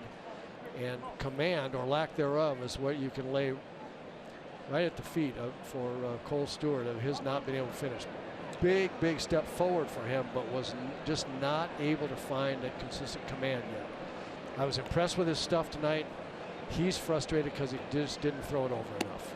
Buznitz with a breaking ball off the plate, ball 1. Gave up 7 hits, 4 extra base hits, 3 doubles in his first big league home run. Now for Buznitz, been kind of following the same arc as Stewart in terms of lack of command, falling behind hitters. There's a called strike on another off-speed pitch.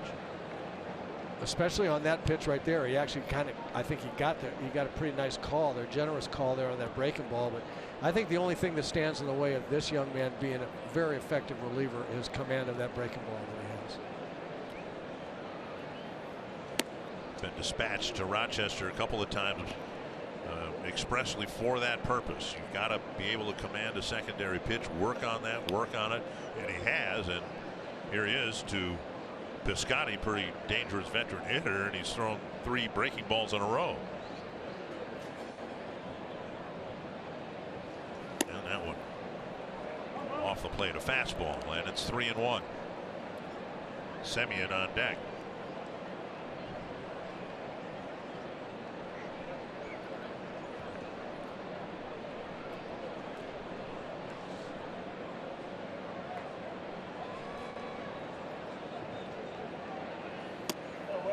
A walk will fill first base.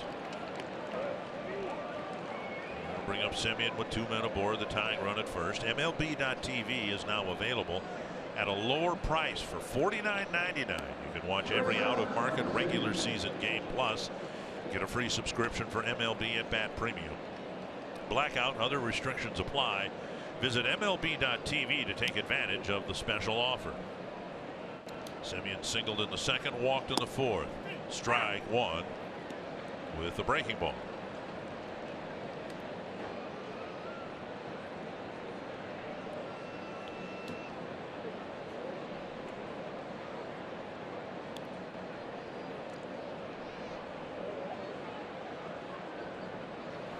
Fastball missing.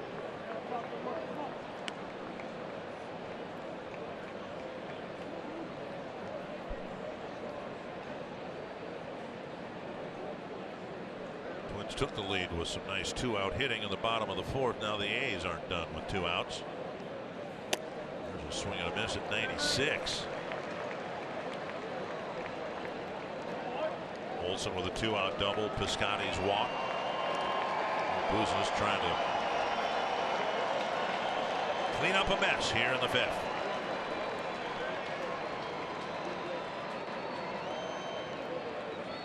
Poke to left. And Rosario won't get there. It's a base hit. Rosario's throw to the plate is in time. Oh, what a throw by Rosario, and what a decoy by Garver. That's it. Great play by both. A's may challenge. Are going to take a look at it to see whether the foot got in, and immediately Bob Melvin said, no, we're going to try to execute our second successful challenge.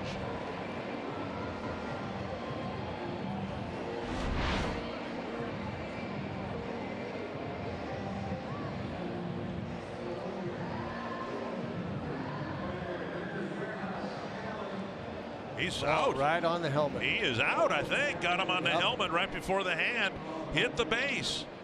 What a great job by Garver. I thought the foot might have touched the base, but the tag at the plate was made by the hand, and that seemed to be after the tag of the helmet.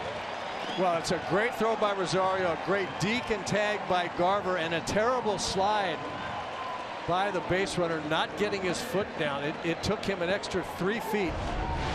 Watch his front leg. It goes up. He could have been safe 2 feet ago. The Twins get him.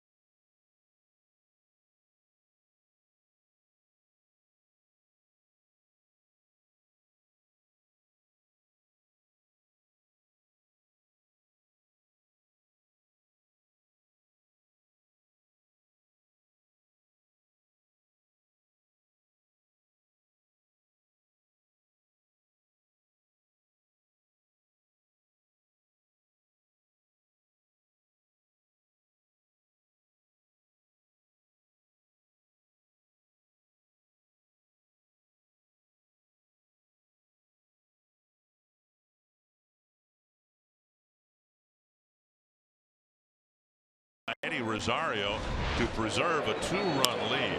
Well, watch what a great play this is. He charges so hard and picks the ball up on a tough hop, throws a strike to a decoying Mitch Garver, who drops the tag. Nice catch, perfect throw. Watch the decoy here. He's standing like nothing's happening. Now watch the runner's front foot. He doesn't get it down. Wasted about 2 feet, and it was just enough to let Garver get the tag down on it. I didn't know Mitch Garver could do impressions. He was doing an impression of the Carl Pohlad statue out on the plaza there. Very nicely done. 1 strike to Polanco, and a ball tapped foul, 0-2. Now, of course, the out was recorded, and the A's have lost the challenge through the 7th inning. 2 strikes.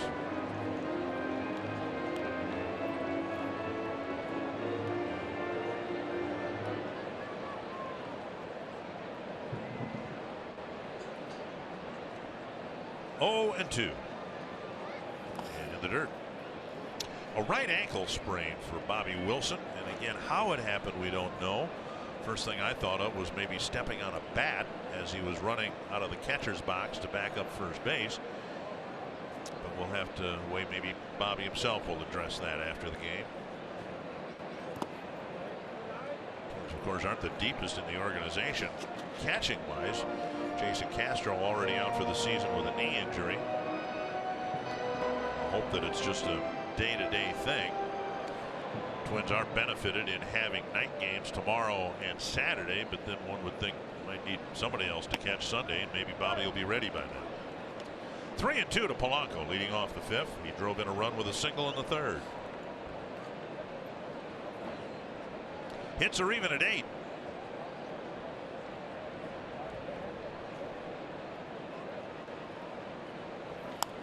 Slow bouncer is going to be a tough play for Lowry, and Polanco is out, and now the Twins may challenge. First base umpire Mike Malinsky has already had 1 call overturned at first base.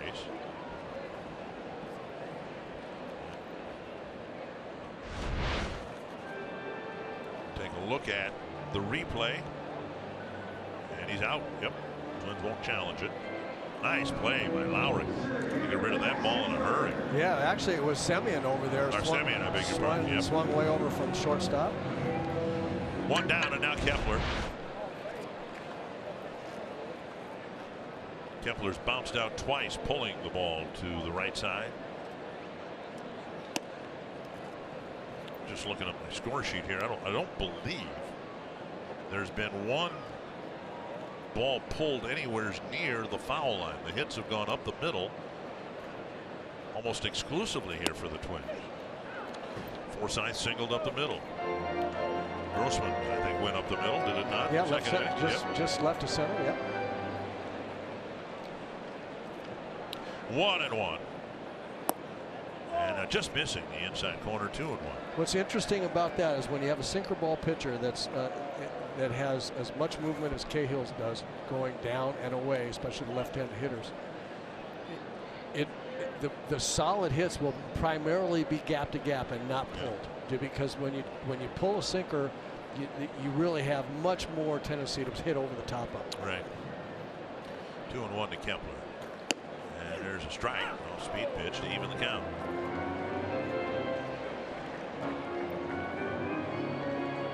Saw the same thing the other way with Chris Davis. He struck out against Cole Stewart on a sinker right there. Swung over the top of it, trying to pull it. That's down the right field line, but it'll go foul. The home run he hit to right center, hitting back through the sinker rather than trying to pull it. So that's the way it is with sinker ball pitchers. You have to extend back through the ball a little bit longer, or the result is a rollover pull to your pull field and easy out. Kepler must have broken his bat. He got a new one. Didn't like the one that the bat boy brought out to him. He wanted one in particular.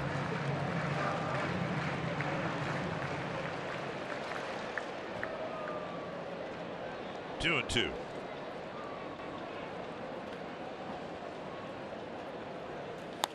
Rocketed into the Twins dugout, or the camera well. Hope everybody's okay. Oh my goodness.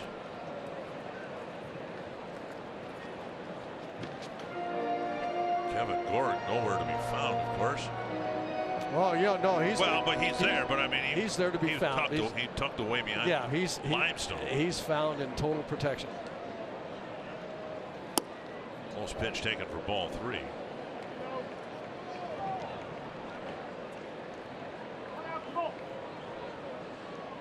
Full count to Kepler. Grossman will follow.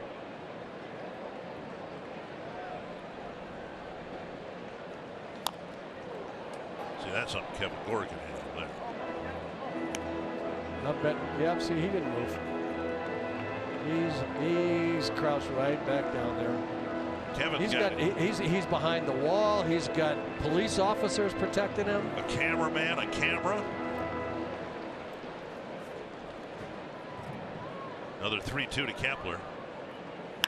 This one hit to left. Martini going back. Now on the warning track. Makes a catch. Deep fly for out number 2. Kevin, you all right down there, buddy? Hazard pay as we get ready for our big story in baseball. And I've seen enough foul balls. I think Miami's seen enough of Ronald Acuna Jr.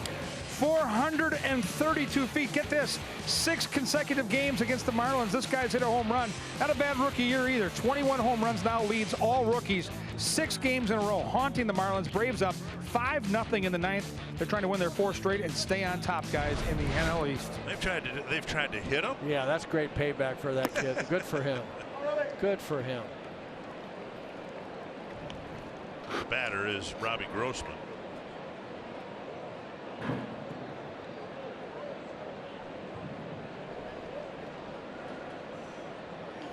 And back to the mound.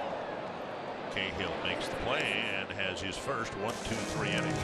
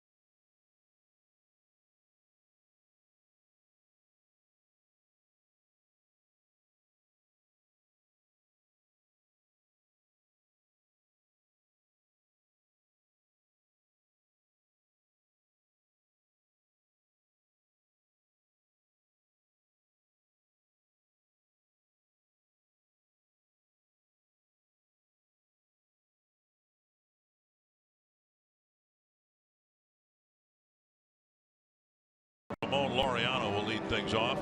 We referenced his incredible throw. Here it is. Just watch this throw right from the fence. Couple of crow hops. Throw right on the money from the fence. They couldn't believe it then. I've seen it 3 times now. I still don't believe it. What a throw. Well, he'll lead off the 6th against Alan Buznitz, who got the Twins out of the 5th with a little help from Eddie Rosario and Mitch Garver. 1 strike. Laureano, Lucroy, and Martini will bat in the 6th inning.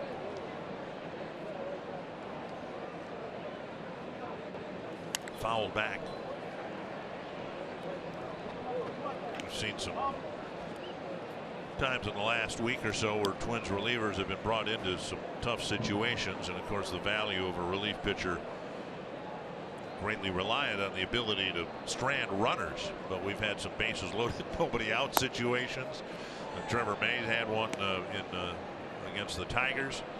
Well, this was no picnic either. Busenitz had to hurry up and get ready with Olsen doubling and Stewart coming out of the ball game, and he walked the leadoff guy. Semyon dumped a single, but Twins got the out to end the 5th. Now Busenitz has a clean slate in the 6th. 2-2.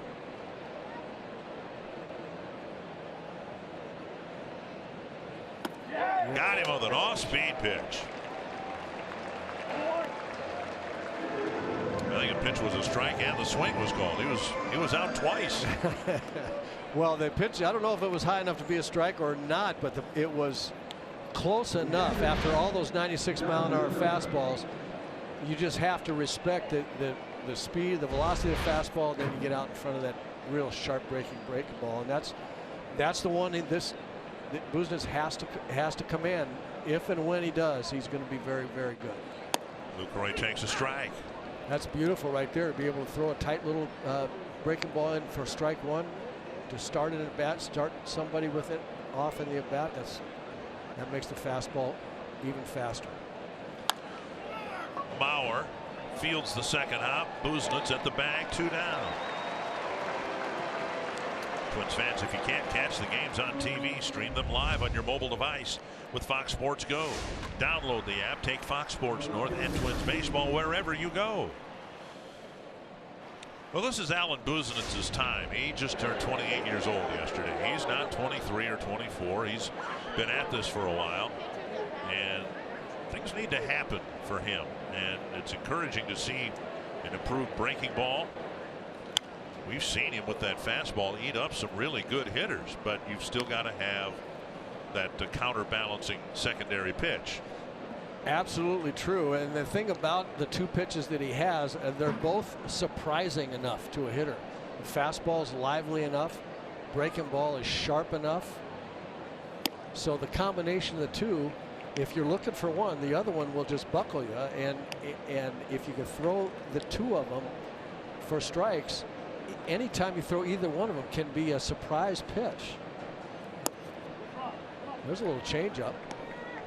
He's working on that pitch as well, and if he comes up with that one effectively, he's obviously going to be half again better. But the fastball breaking ball combination can get him by just because of the quality of the trajectory of those pitches, or the velocity of those pitches. And another 3-1 to end the inning.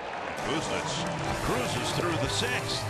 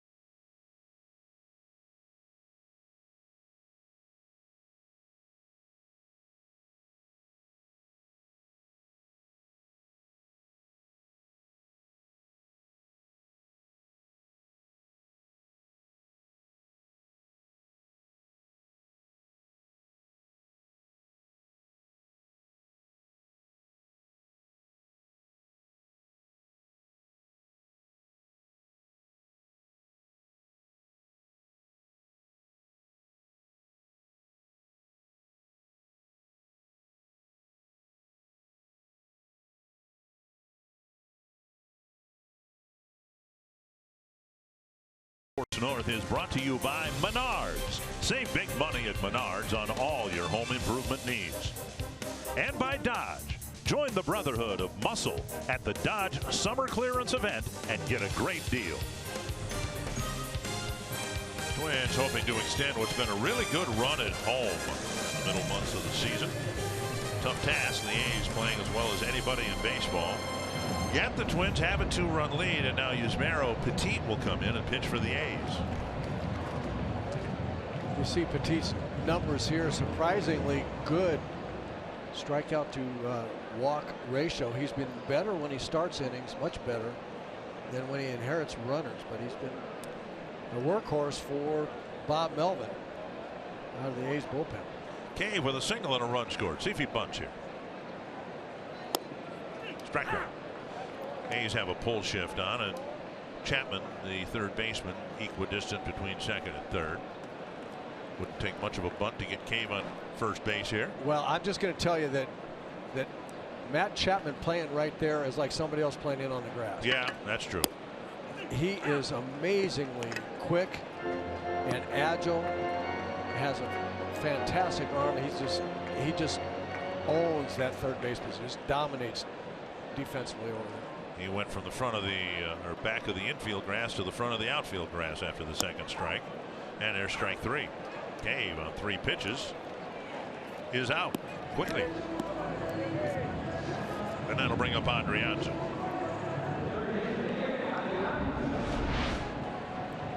Well, I think Jake's looking for fastball here. Got a changeup. The second changeup that Petit threw him and just fooled him just enough to lock him up. Couldn't swing.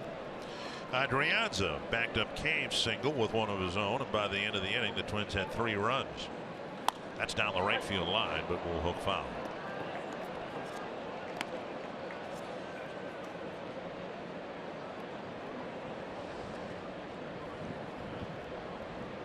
Adrianza getting the start at third base from Miguel Sano, who should be back in the lineup tomorrow. A's going right, left when it comes to starting pitchers. There's a called strike, 0-2. Tomorrow Sean Manaea will go, then right-hander Mike Fiers, and then left-hander Brett Anderson.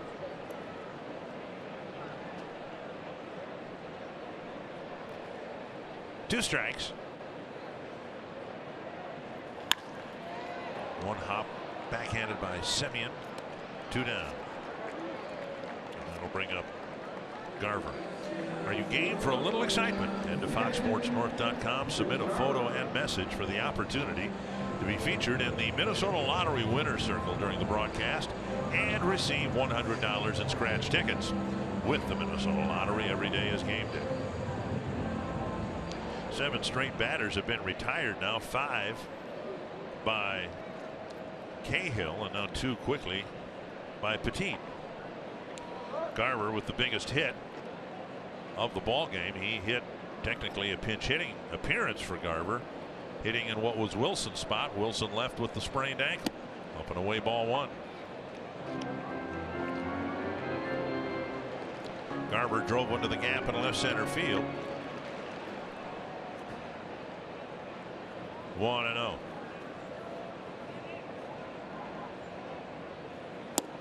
And now a strike.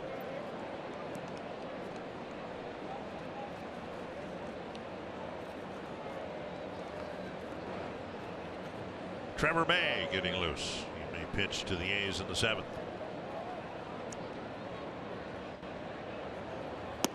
Garver takes another strike. 1-2.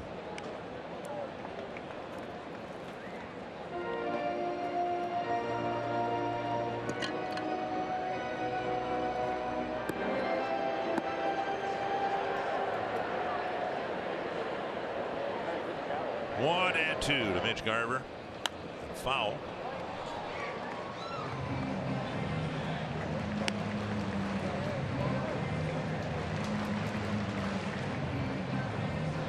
That was right beneath us.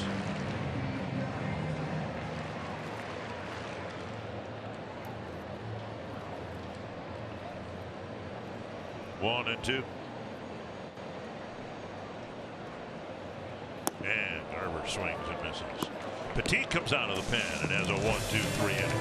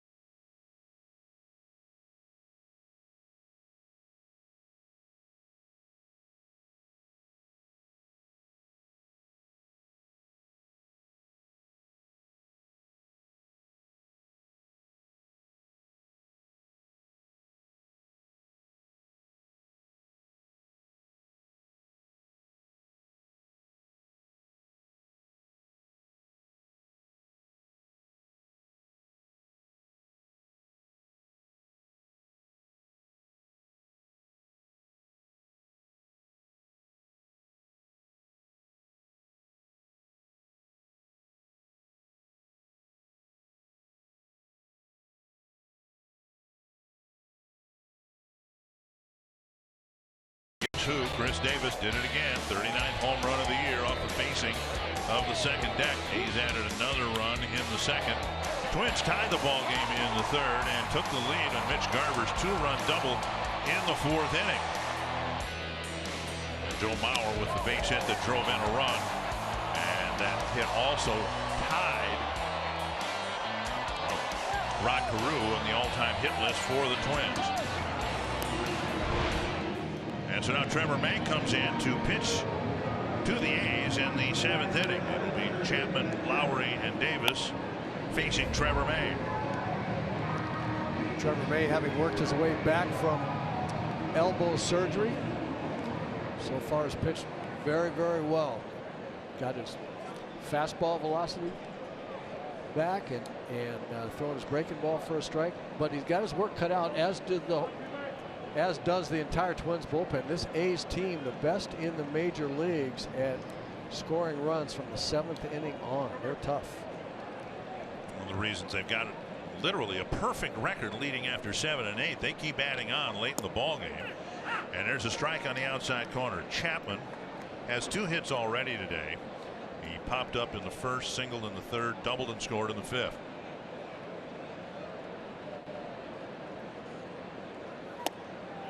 Missed with a fastball, just missed. 1-1.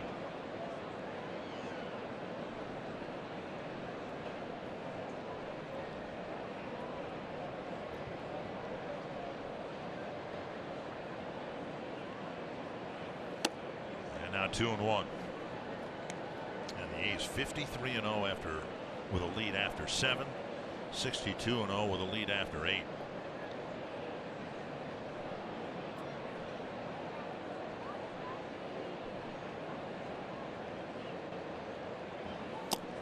Missing the outside corner, 3-1. Buznitz came out of the pen and walked the first man he faced, gave up the bloop single, and then had a nice tidy 6th inning.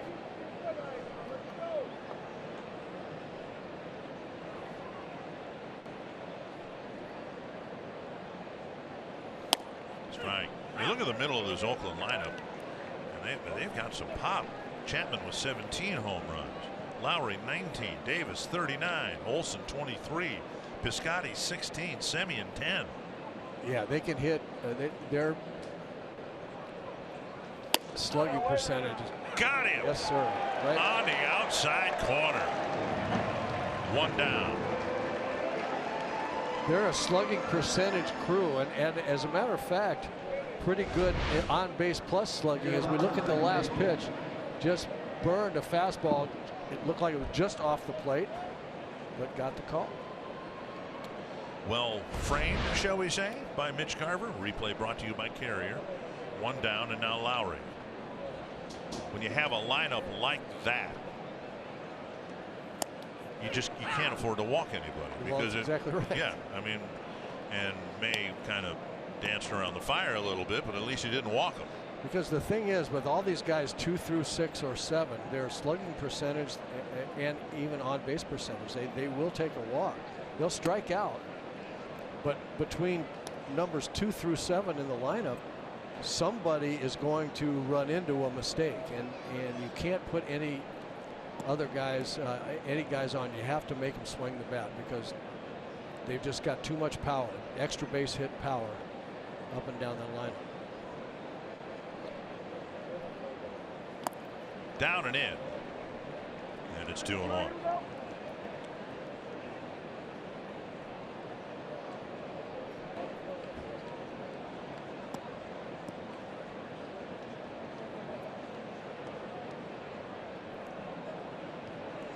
With a fly to right, strike out, and a ground ball to second. And now a 3-ball count to him.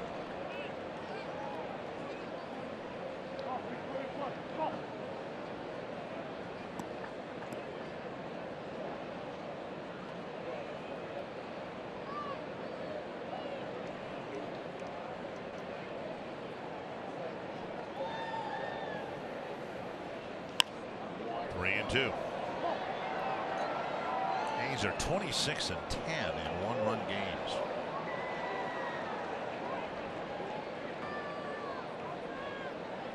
used to winning the close ones. Well, they're going to win some close games when they score a lot from the 7th inning on, and they've got a shut down bullpen. That's a pretty good combination for winning close games. That's been augmented. The bullpen has since start of the year. Familia and Rodney driven to right. Cave is there, out number 2. And it'll bring up Davis significantly with the bases empty. Target Field suites are available for single game rental for groups 16 to 150 plus. You can choose from the intimate Premier Suites, the flexible event suites, the luxurious Puckett Suite, or the spacious Skyline Suites. No matter what you choose, food and beverages included with every purchase. Learn more at twinsbaseball.com/groups or call 800-33-TWINS. To schedule your suite at Target Field. Just off the plate, ball 1.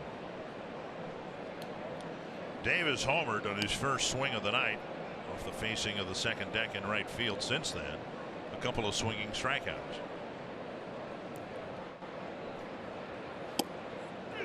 There's a strike, 1-1.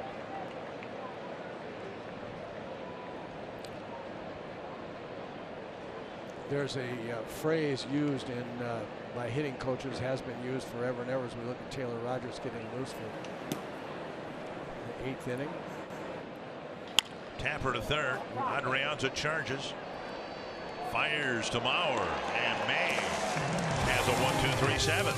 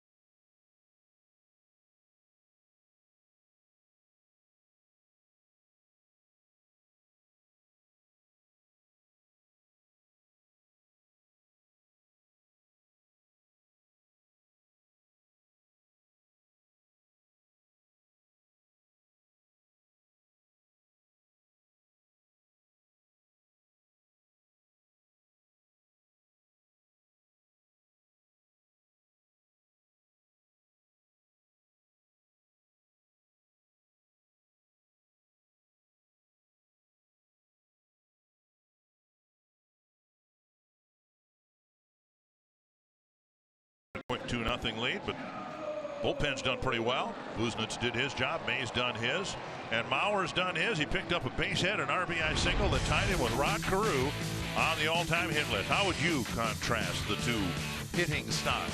Well, as I said in the open, you just watch how long they wait on the ball, how relaxed they are as they're striding into it, how still their head stays. Very, very similar in that way, and similar, all great hitters for average. Just wonderful, wonderful hitting mechanics, both of them. Just great to watch them. Carew wore out left field at Metropolitan Stadium, and Mauer did that at the Metrodome and here. A strike, 1-1.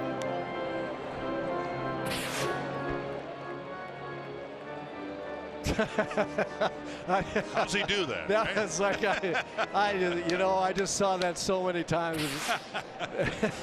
It's like, how in the world? So great to see Rod during the Twins Hall of Fame induction ceremonies here a few weeks ago. 2-1 to Mauer.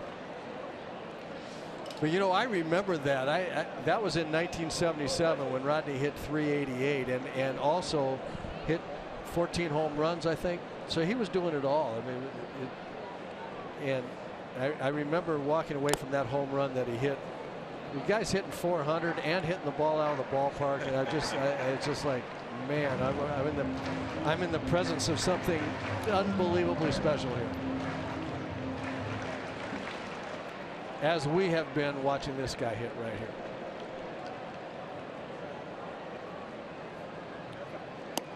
Just outside 3-2.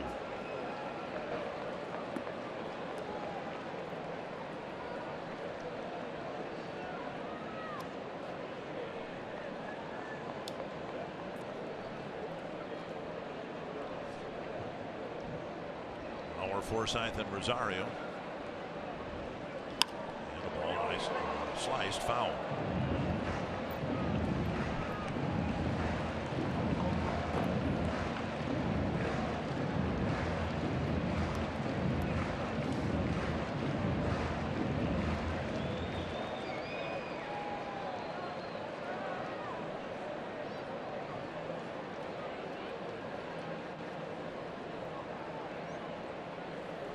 Tap to the right side.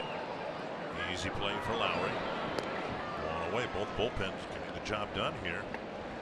Wednesday, September 12th. It's Minnesota Wild Night at Target Field. A limited number of Wild themed night ticket packages are available that include a game ticket and a Twins Wild co-branded stocking cap. Learn more at twinsbaseball.com/wild or call 800-33-TWINS. One down, and now Forsythe singled his first time up. Since then, a couple of ground balls, one of them resulting in a double play. Strike one.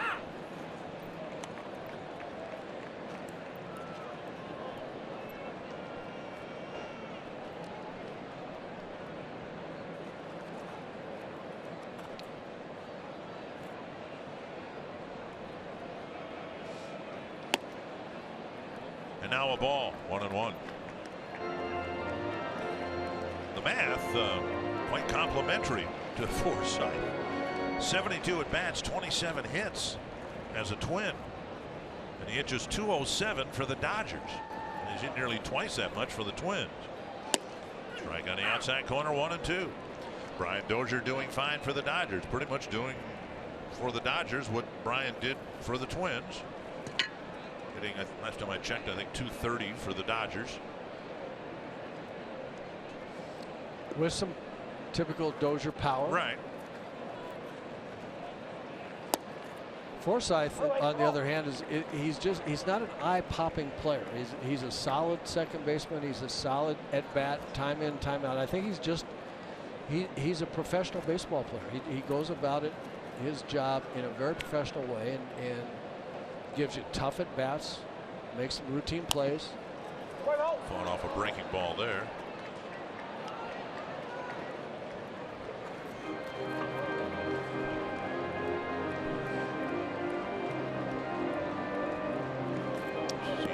Throw the ball with a little more authority than Brian did at second base. We absolutely see the ball relayed to first base on double plays, and a little bit more mustard on it than Brian than we saw with Brian. Called third strike, 5 up, 5 down for Petit. That'll bring up Rosario.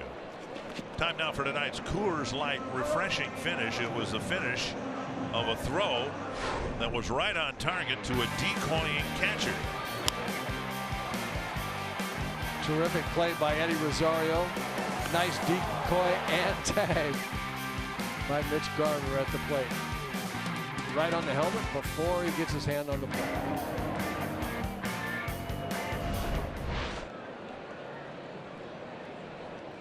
Rosario with an RBI single, a stolen base, and a run scored. So one of each for Rosario so far in the ballgame, bringing his season total to 81 runs scored and 73 runs batted in.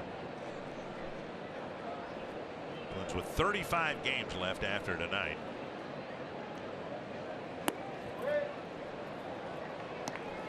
And again, the Twins haven't had a 100 run scored, 100 RBI player since Michael Kadire in 2006.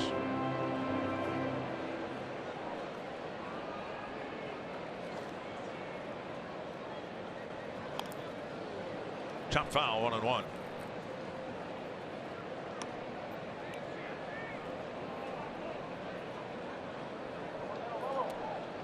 This is a deep count for Eddie Rosario. It is 1-1. First 3 at bats. The ball was put in play on the first pitch all 3 times. And now up and away 2-1.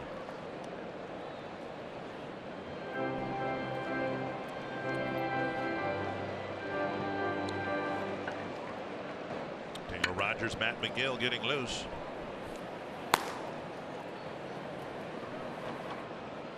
Foul back.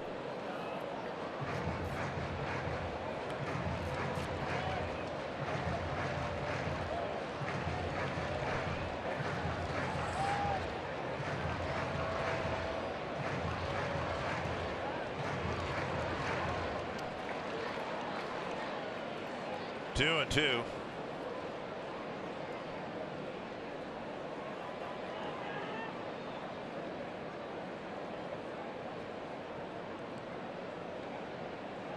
And Rosario asks for time.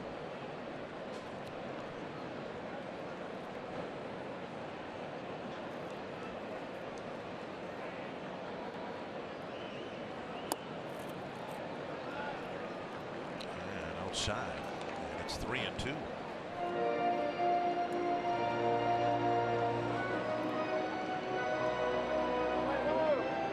See twice as many pitches in this at bat as he did in his first 3 combined. Polanco on deck. I was just thinking, I wonder how many 3-2 counts Eddie Rosario's had this year. And driven foul.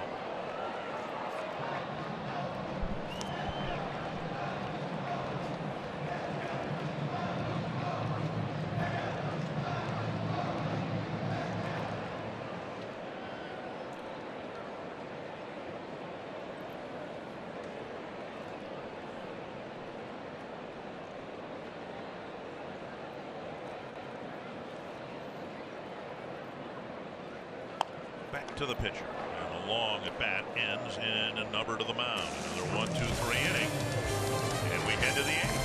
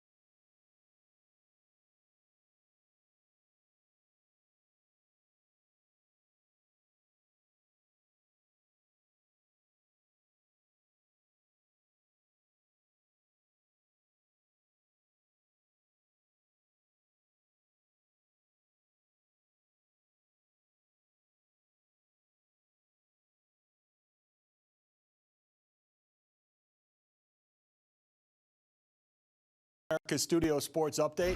Baseball's version of the green and gold visits Minnesota.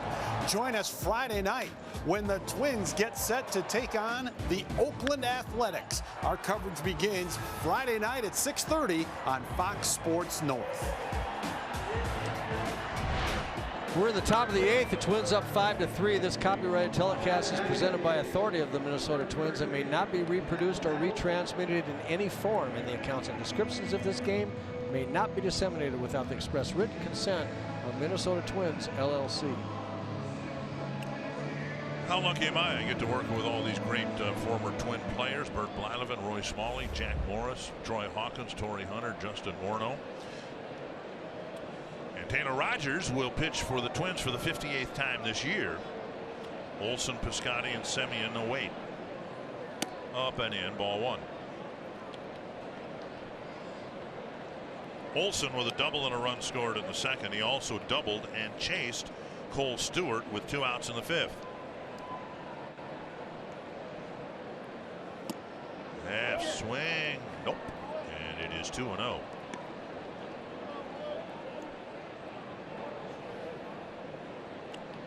Rogers has been really good as of late.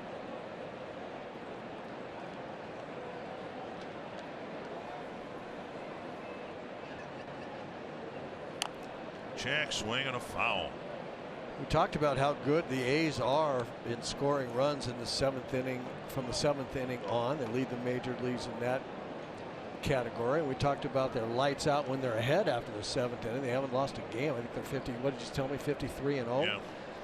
But they're also very good at coming from behind late in games. Lead the major leagues, but they've done that 11 times.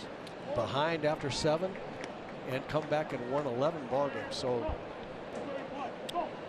good young ball club that's going to fight till the end with some real talent to be able to get it done. Now Rogers falls behind his first batter. 3-1. Swinging strike to fill the count. Remember when Buznitz came in the 5th inning, he walked Piscotty, the first man he faced. Trevor May struggled with Chapman before striking him out. It's a great pitch right into the hands of the big left-handed hitter. If he can throw a curveball here for a strike, he's got it. And he tried to throw it, but he missed. And it's a leadoff walk, and that'll bring Piscotty to the plate. Since July 1st, an ERA at 2.21, but the last 13 games. Look at that. No earned runs, no walks. Till tonight. Yeah, that's the key for Taylor Rogers is the no walks and the fact that he's throwing his fastball in good spots. He's got that wipeout curveball to left-handers. He's been good with his fastball, and he hasn't walked anybody until tonight. Now ball 1 to Piscotty. Drove in a run with a ground ball in the 2nd. Since then, a fly ball and a walk.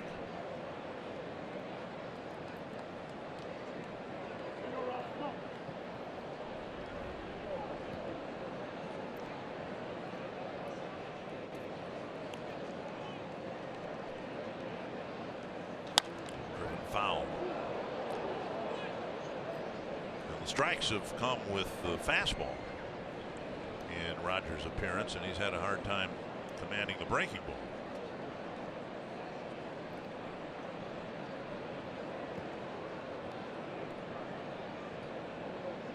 He pitches just 3 strikes.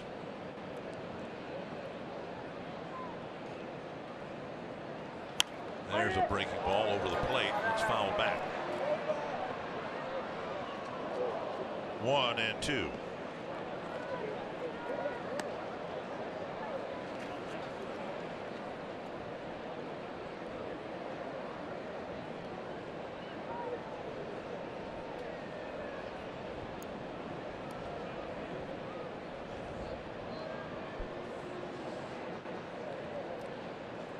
So this is the kind of situation where, as Taylor Rogers progresses, these are the kinds of hitters, these right-handed hitters, when he has a chance to put them away with 2 strikes, can he get that done with his breaking ball and fastball? He got away with a high breaking ball there. Piscotty popped it up. 1 down. Marcus Semien will bat. Mitch Moreland left the ball game with a left knee contusion. He slid on the warning track to try to catch a foul ball, and he banged his knee against a railing or a post.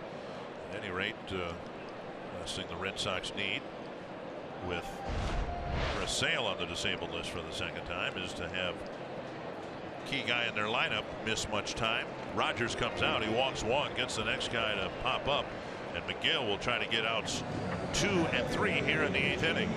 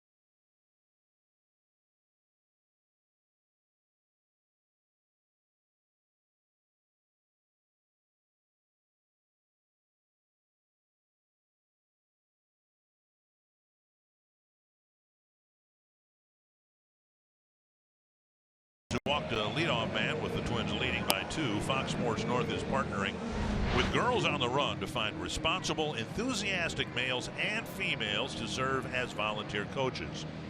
Volunteer coaches come from all walks of life and do not need to be runners. The most important criteria is being a positive role model and demonstrating a dedication to Girls on the Run core values of inclusivity, optimism, and gratitude. Learn more at gotrtwincities.org/coach. McGill pitching to Semien.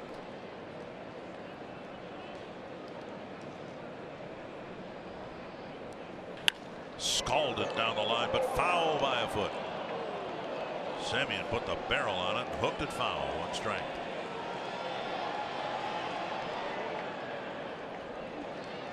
McGill's numbers on the year. He had a few outings that were a bit troublesome for him back in late July, but now he's pitched better as of late. Well, he certainly has, and he's got the stuff to do it. 95-mile-an-hour-ish fastball, breaking ball. He can throw a slider and change up as well. He's walked at least 1 man, though, in 5 straight outings. 1 strike to Marcus Semien. Check swing. Oh my! That ball cannot be called a ball. Twins asked for an appeal at first base. It was not a swing, according to Mike Malinsky. No, this ball cannot be called a ball. I mean, if you're not going to call that pitch a strike, the pitcher has no chance. Half foul. Now, it's been a while since we've worked, and I've been more adamant that in my lifetime there will be an electronic strike zone. How do you feel about that? I feel great about it. I hope they figure out a way to do it. I just don't know how. You still have to have a home plate umpire, and I don't know where that home plate umpire is going to stand. I don't know how you work that out, but I'm in favor conceptually with the electronic strike zone.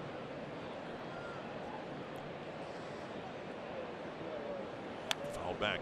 I thought it interesting. Joe Girardi, who does some TV work now, has been a proponent of having the ball strike umpire behind the mound like they have in Little League.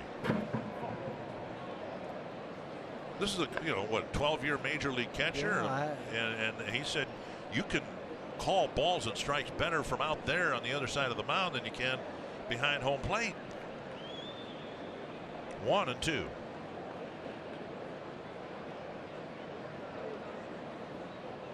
Breaking ball, got him. Nice pitch by McGill, 2 down. Really nice little breaking ball there for strike 3, and a nice recovery by McGill after not getting the call, after falling behind the hitter with a bad call with the umpire. Look at this tight little rotation. There's a nice little movement there.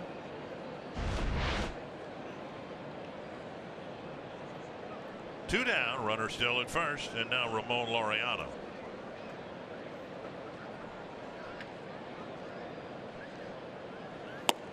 Strike 1.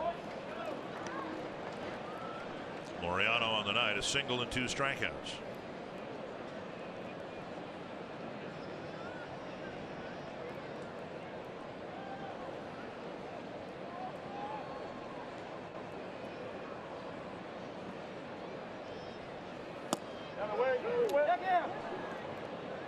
He'll swing again. 1-1.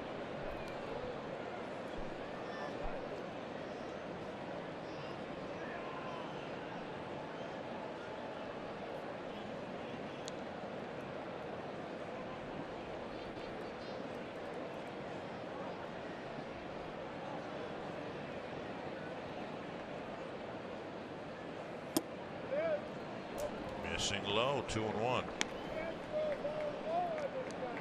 What? The ball's a strike. He's getting squeezed. I mean, it's where you want to pitch the ball, isn't it? Yes, it is. 95 at the knees. I mean, that's what you want to do. 2-1 instead of 1-2. And now 3-1. Number 9 batter Lucroy on deck. But as you said, the A's have had a history this year of cashing in late at home and on the road. 3-1. with 2 gone. Swinging strike. It's 3-2. Runner at first will go. Mauer will play behind Olson at first base.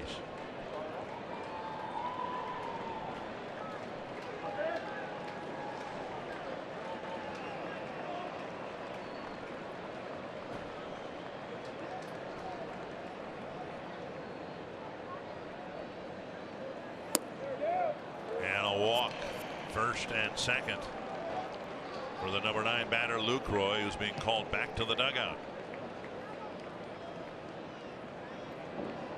2 men are on the bases in the 8th. McGill walked 1, Rogers walked another. And a trip to the mound for Garver. And I like this trip too. If I'm the catcher and I'm going to bet Mitch Garver is thinking like I am. You go out there and tell your pitcher, hey, you've got some good stuff tonight. You're throwing strikes and you're getting squeezed.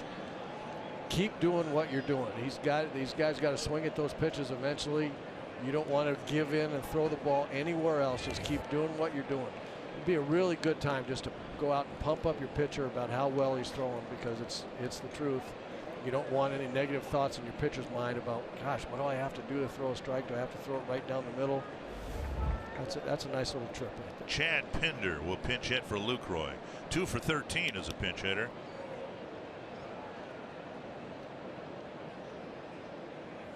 Breaking ball, missing low.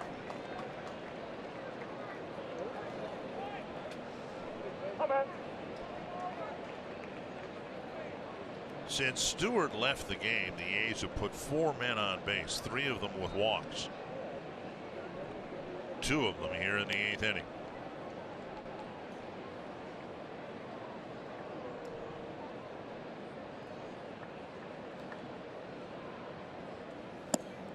Missing again, 2-0.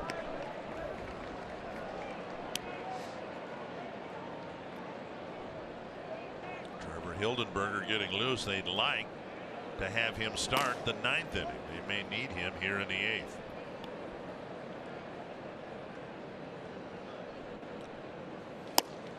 8th. Outside 3-0. And we talked about McGill's problems. It hasn't been so much hits allowed, but walks allowed in his last 5 outings coming into today. He'd walked 6. And now he's walked with 2 outs. Laureano, and he's in danger of walking the pinch hitter.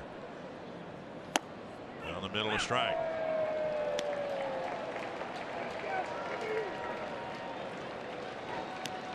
Five and a third innings and 6 walks coming into tonight for McGill.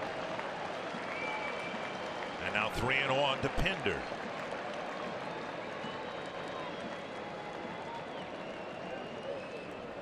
Chop to the right side.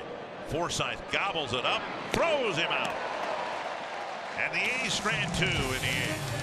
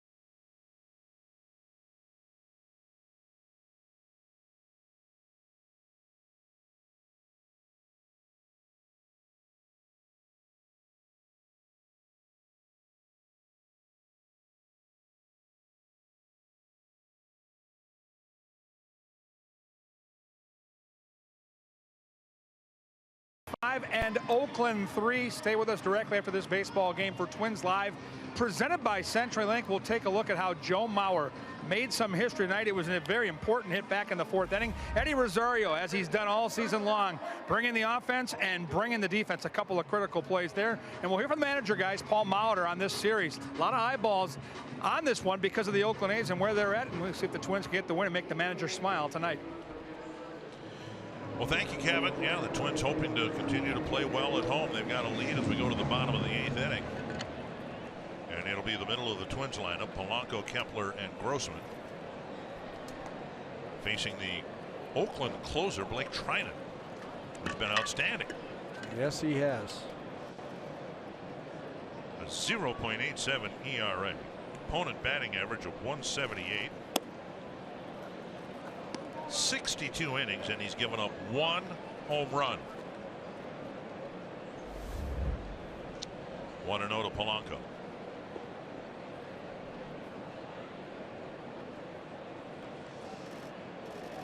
And you can see the flexibility that Bob Melvin now has to use his closer here, and if the A's tie the ball game up or take the lead, he's still got a couple of options in Familia and Rodney. Fegley replacing Lucroy behind the plate. It's hit on the left, and Martini's going back to make the catch one away.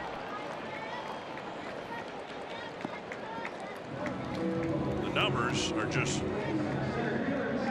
so incredibly impressive. Just 20 walks, 86 strikeouts in 62 innings. Well, it's just, you know, 4-to-1 strikeout to walk ratio at 87, 0.87 ERA. I mean, it's pretty nasty. What we're seeing is some.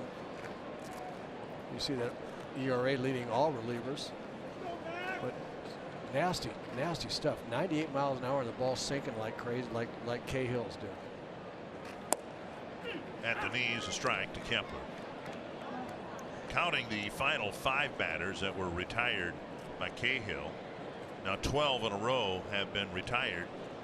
Twins haven't had a base runner since Mauer's RBI single in the 4th. 1-1. And to your point about using Trinan here, down 2 runs in the bottom of the 8th, what manager Bob Melvin is trying to do here is saying, okay, no runs. I have to come back in the top of the 9th. 2 runs is all I want to have to come back from. I don't want another one. So a deep drive to right field. Max Kepler goes deep. Just the 2nd home run allowed by Trinan this year.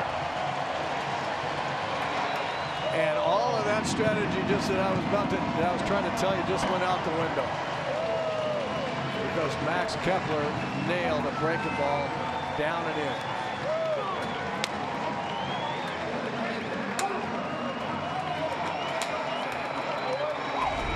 What a jolt by Kepler.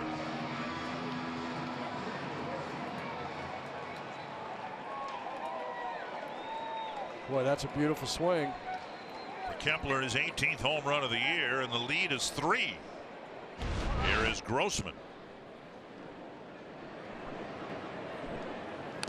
Tap foul.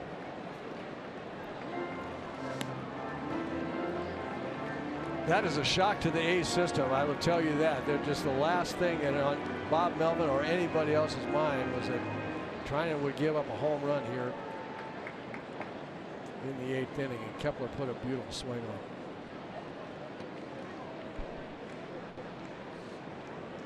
on.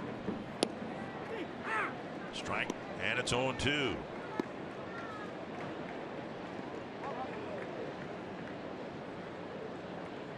Home run that Trinan's given up to a lefty. Again, just the 2nd in over 62 innings. And a foul at the plate.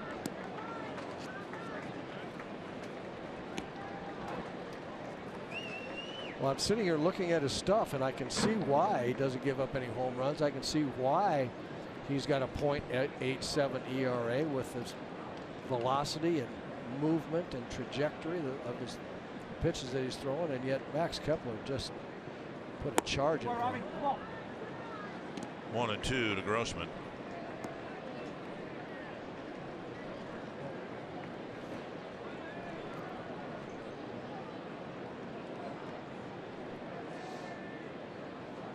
Kepler almost hit one out to left field in his prior at bat. Tap foul. Twins getting 2 runs in the 3rd to tie the game, 3 in the 4th to take the lead, and now a big run in the 8th on the Kepler home run.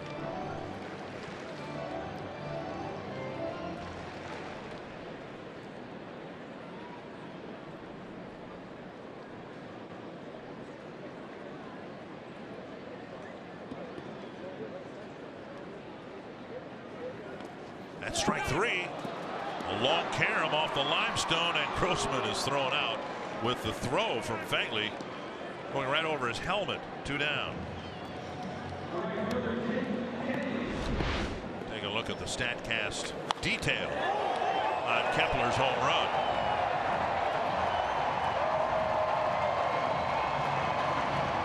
.400 feet or thereabouts. 2 down now, and Jake Cave will bat. A single, a run scored, and 2 strikeouts. When you're a talented big league hitter, sometimes your reaction, you just react to it, something that you see, your hands work, and you do something special. He's trying to throw a 98 to 100 with movement on the fastball, and he threw a nasty, what looked like a pretty good breaking ball down and in, and you know that Max wasn't looking for that pitch. He just absolutely reacted to it. Ground ball to Semien, who makes the play. Kepler's home run expands the lead to 3, and Trevor Hildenberger will try to pick up the save. Breaking ball that just stayed right there, right in the middle of the plate, and Max Kepler reacted.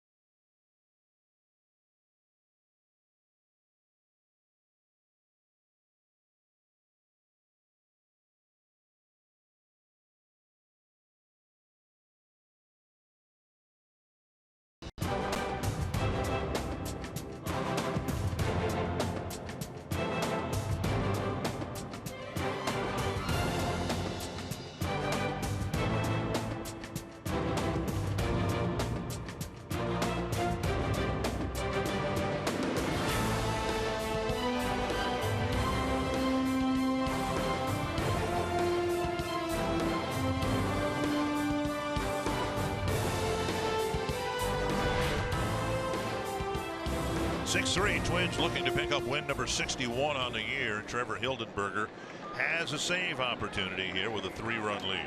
Well, you think that wasn't a big instant run that Max Kepler provided for the Twins here, making a 3-run game against these tough A's hitters in the 9th? Outside ball 1. Trevor Hildenberger appreciates it. We looked at his numbers a minute ago. He's made a little adjustment. I think word got around. You guys, hitters had seen the changeup enough. They started sitting on it, and he's been throwing more fastballs to adjust back. He's got to do that. He's got to show hitters a fastball, make them think that they're going to get that, so that good changeup is going to be effective. got a little bit change up happy, I think, and hitters, the big league hitters adjusted. Now he's got to adjust back. Fouled away in his last 3 outings. He's picked up a win and 2 saves. Hasn't given up a run. Just a couple of hits, and he gets ahead of Martini 1-2 with fastballs. Now he's got his whole arsenal now that he's established the fastball and established the speed that the hitter has to be looking for. And a fastball again. More over the top that time. Working more and more on that over the top delivery. At some point we'll see the changeup out of that arm slot. He's been working on it. That might have been it. A changeup, and he looked like he was up a little higher. Yeah, he might have been. That was more his regular changeup. But the thing about it is he threw him 4 good fastballs. That setup. See, well, you're right. He was a little bit more over the top. I think he was a little more over the top. A little bit. Yep, absolutely, you're right. But the key is get him on the fastball speed and then go to the changeup. Right. You just can't throw changeup after changeup, and he's made that adjustment the last 3 outings or so. Bouncer toward the hole. Cut off by Polanco. How about this play? Got him at first with a scoop by Mauer. What a play by Jorge Polanco, getting Chapman at first. Tremendously athletic play by Jorge Polanco, who had to make the play even though Forsythe cut in front of him. Watch this. He catches a tough hop right there with Forsythe running behind him, throws in one turning motion, and watch this pick by Joe. That is not an easy pick, and Joe continues to amaze me with his ability to pick throws over there. That was a terrific play on both parts. Lowry 0 for 4 tonight. And a first pitch strike.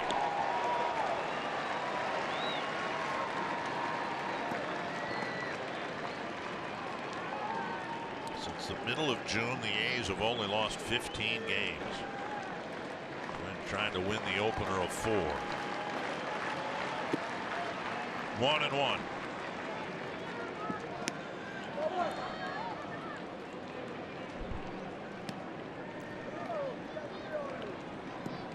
Not a quality start. In fact, Cole Stewart wasn't able to complete 5 innings. Bullpen's done a really good job against his Oakland lineup so far. 1-1. Drilled to right. And gone. A home run. Lowry hits his 20th of the year, and the A's aren't done yet.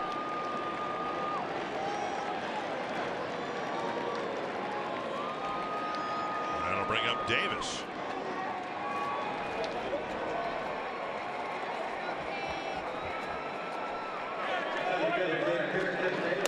Well, Jed Lowry's had a fantastic year. Very, very solid. Gets a fastball right down the middle and drills it for a home run. Off the limestone and then up. Popped up on the first pitch. Forsythe wants it. And he's got it. And the Twins have a series opening win over the red-hot Oakland A's. A terrific win by the Twins here. They beat Oakland by taking away their strength. They scored runs off of Cahill, who's been very good. The bullpen shut down the strength of the A's, who can score late in games with the best of them. They even got a home run against a guy that doesn't give up home runs for the A's. It's just an all-around good game for the Minnesota Twins. Anthony, the Twins hope to get back into playoff contention next year. Simplest thing, just schedule more home games. No doubt about that. 20-6 in their last 26 here at Target Field after they beat the Athletics in the series opener tonight. A historic night for Joe Mauer. Eddie Rosario plays a complete game, and we'll hear from Paul Molitor all coming up on Twins Live.